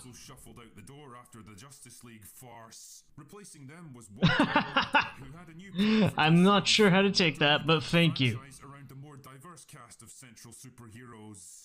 I've never gotten that as a compliment before, so thank you for being the first. No, I'm not gonna ask how. Your vibes. Oh, that's good, I guess.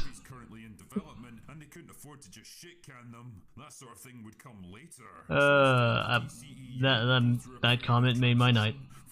Thank you very much. Oh man.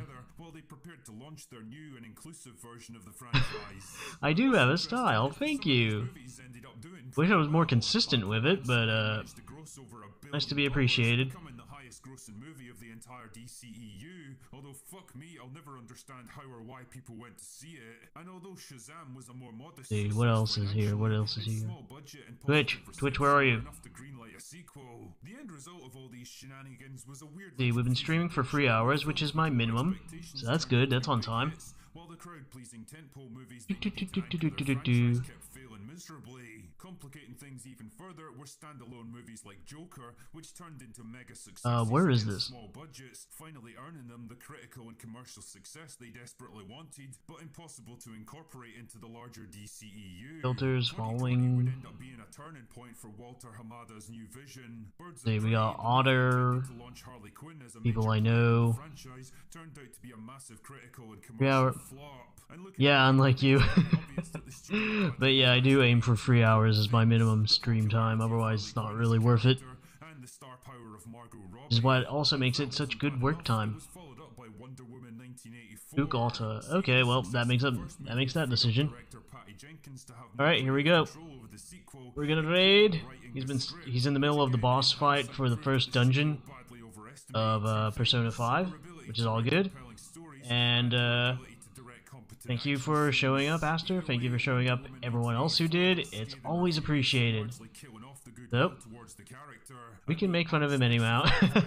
Alright, that's our raid charge. 3, 2, 1, let's go! Wait, that's not how it works.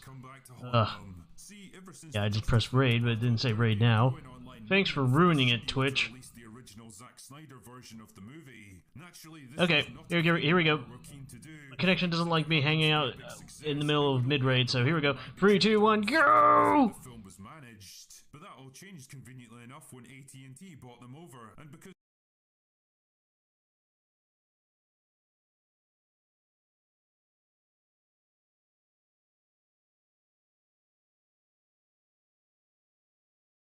Raid, wait, you were streaming?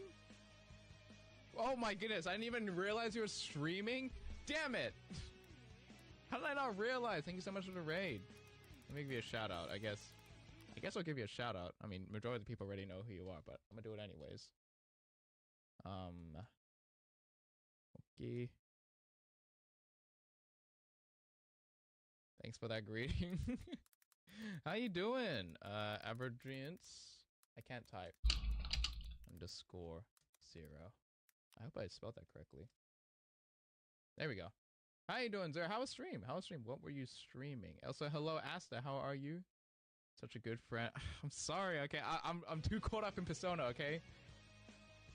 Right. Oh no, they are here to steal the heart. Yep, Persona indeed. He didn't know I was here. He has no. I'm sorry.